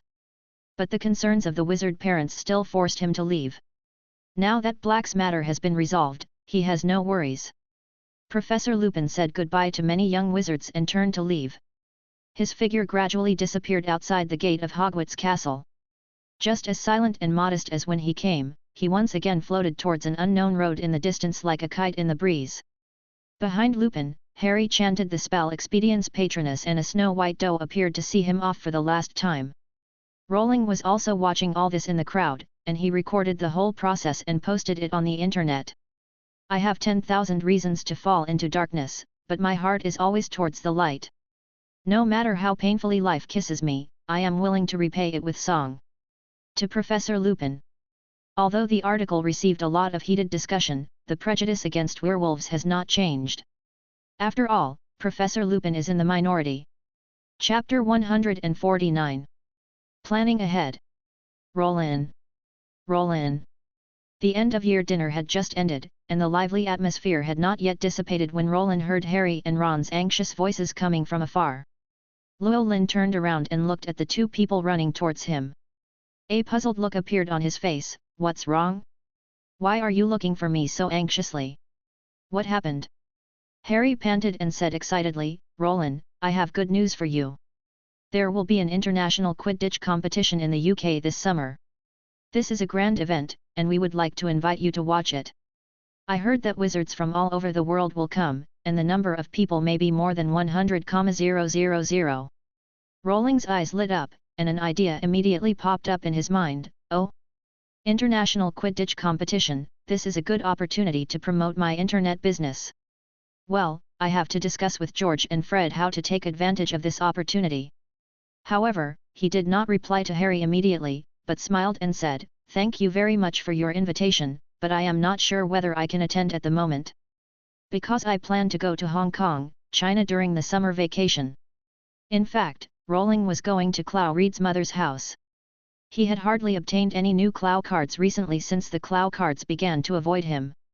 Therefore, he decided to seek help from Clow Reed's mother's house, especially the mysterious compass that could locate the Clow cards. Going to Hong Kong. Harry and Ron looked at each other, a trace of loneliness flashed in their eyes. "However, if my affairs in Hong Kong are resolved smoothly, I might be able to rush back to watch the final of the competition," Llewellyn added.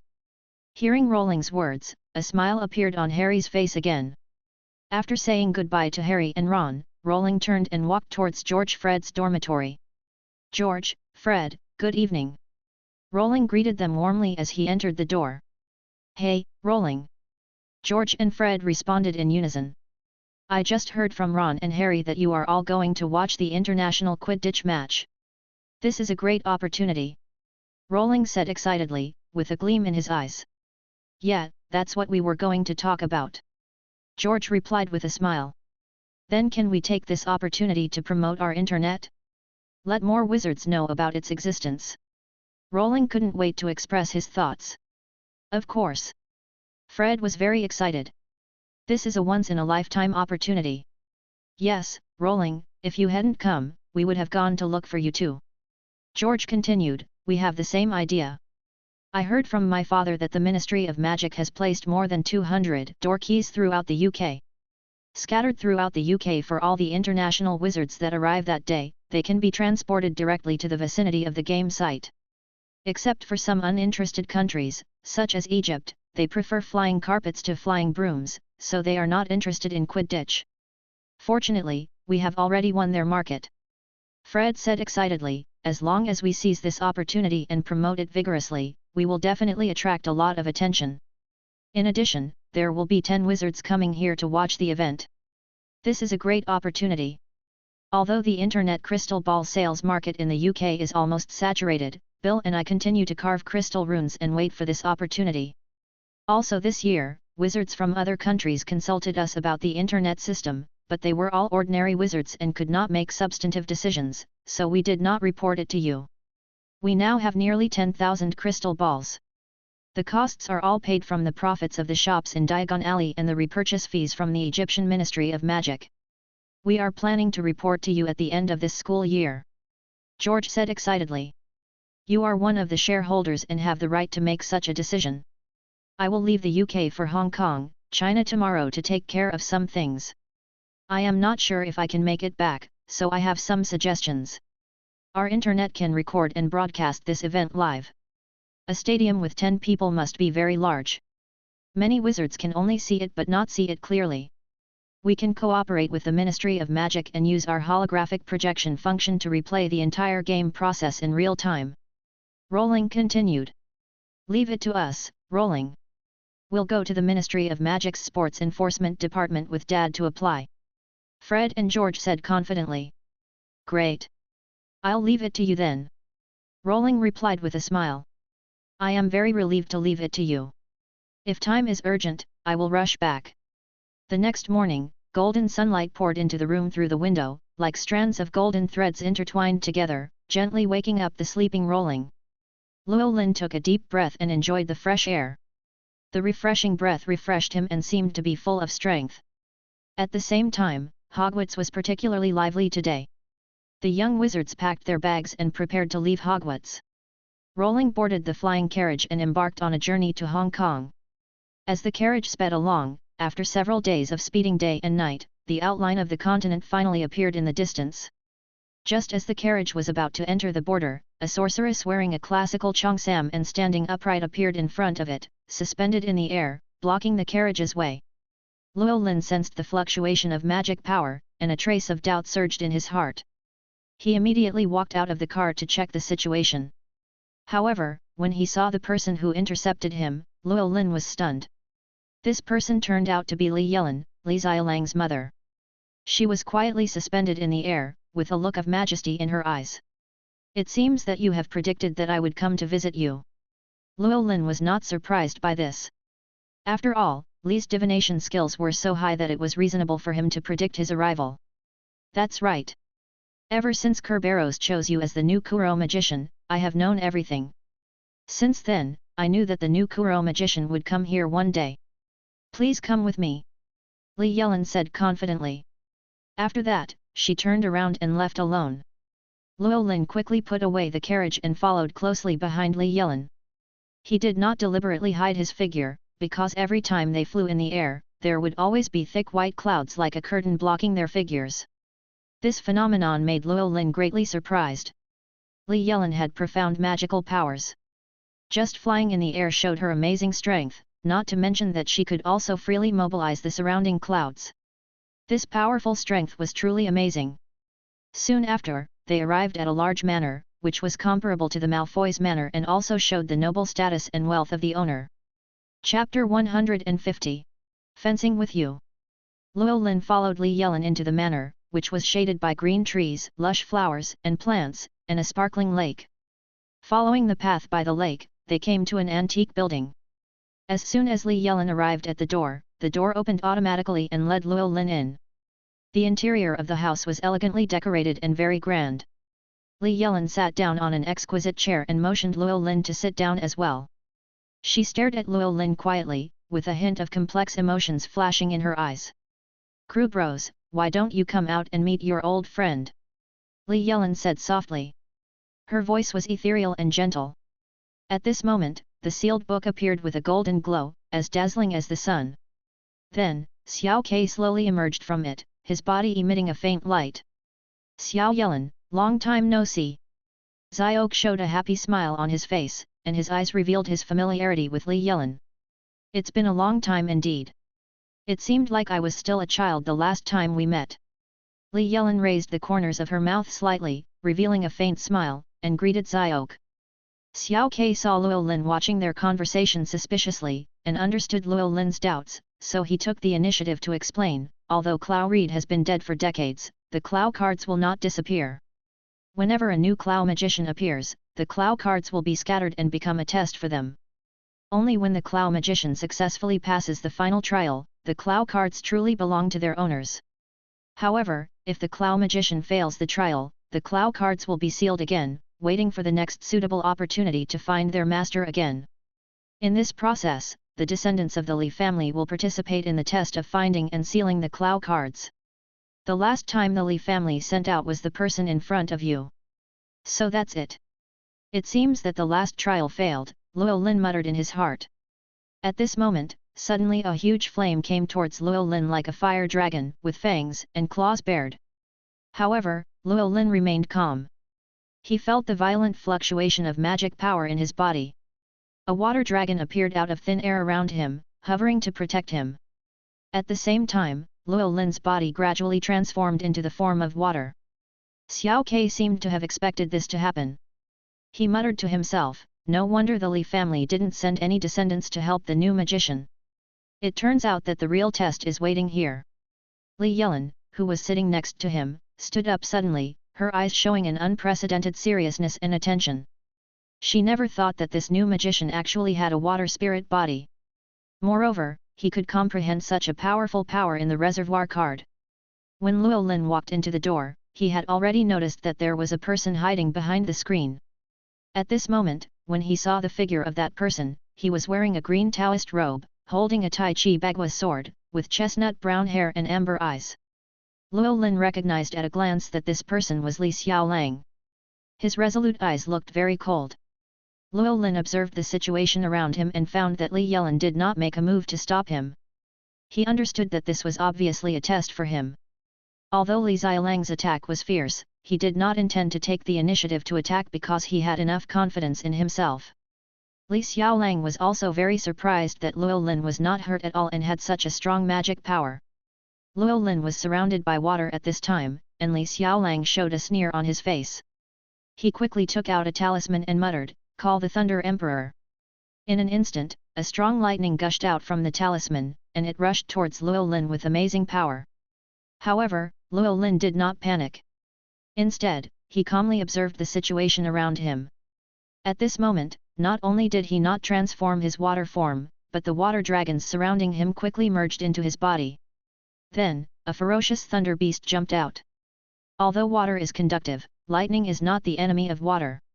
It only enhances the power of lightning. Llewellyn looked at the lightning coming towards him calmly without dodging. The thunder beast rushed out without hesitation and swallowed up the lightning. Li Xiaolang witnessed this scene, and he could not help but feel excited. He realized that the opponent in front of him was very powerful, which made him feel extremely excited. The next second, he threw away the talisman, holding the sword in one hand, and jumped on the spot at a very fast speed to rush towards Llewellyn. A gleam flashed in Llewellyn's eyes, and he instantly understood the other party's intention. It turned out that Li Xiaolang wanted to fencing with him. Luo Lin's mouth corners slightly raised, and his eyes flashed with confidence. He put away the magic power in his body, and the sword of Gryffindor instantly appeared in his hand. The sword body was shining with silver light. Although it was decorated with several gems, it exuded a frightening cold light, as if telling the history of killing in the past. This is a real killing weapon. Luo Lin dodged Li Xiaolang's attack and swung his sword at him. Li Xiaolang dodged and swung his sword back. The two men fought back and forth, their swords intersecting, making clanging sounds. For a moment, the field was filled with sword energy and sparks flying everywhere. Li Xiaolang's swordsmanship was fierce, and each sword contained the principles of Tai Chi, as if the yin and yang between heaven and earth merged into one, combining hardness and softness. Luo Lin was equally unwilling to be outdone, and his swordsmanship was unpredictable, sometimes as fierce as a storm, and sometimes as gentle as flowing water, making it difficult to grasp. The two sides were deadlocked, and neither could gain the upper hand. However, Luo Lin gradually discovered that Li Xiaolang's swordsmanship seemed to be random, but in fact it had a wonderful rhythm. There was a subtle sense of balance between each sword strike and each sword withdrawal. Luo Lin's heart moved, and he realized that this might be the secret of Li Xiaolang's swordsmanship.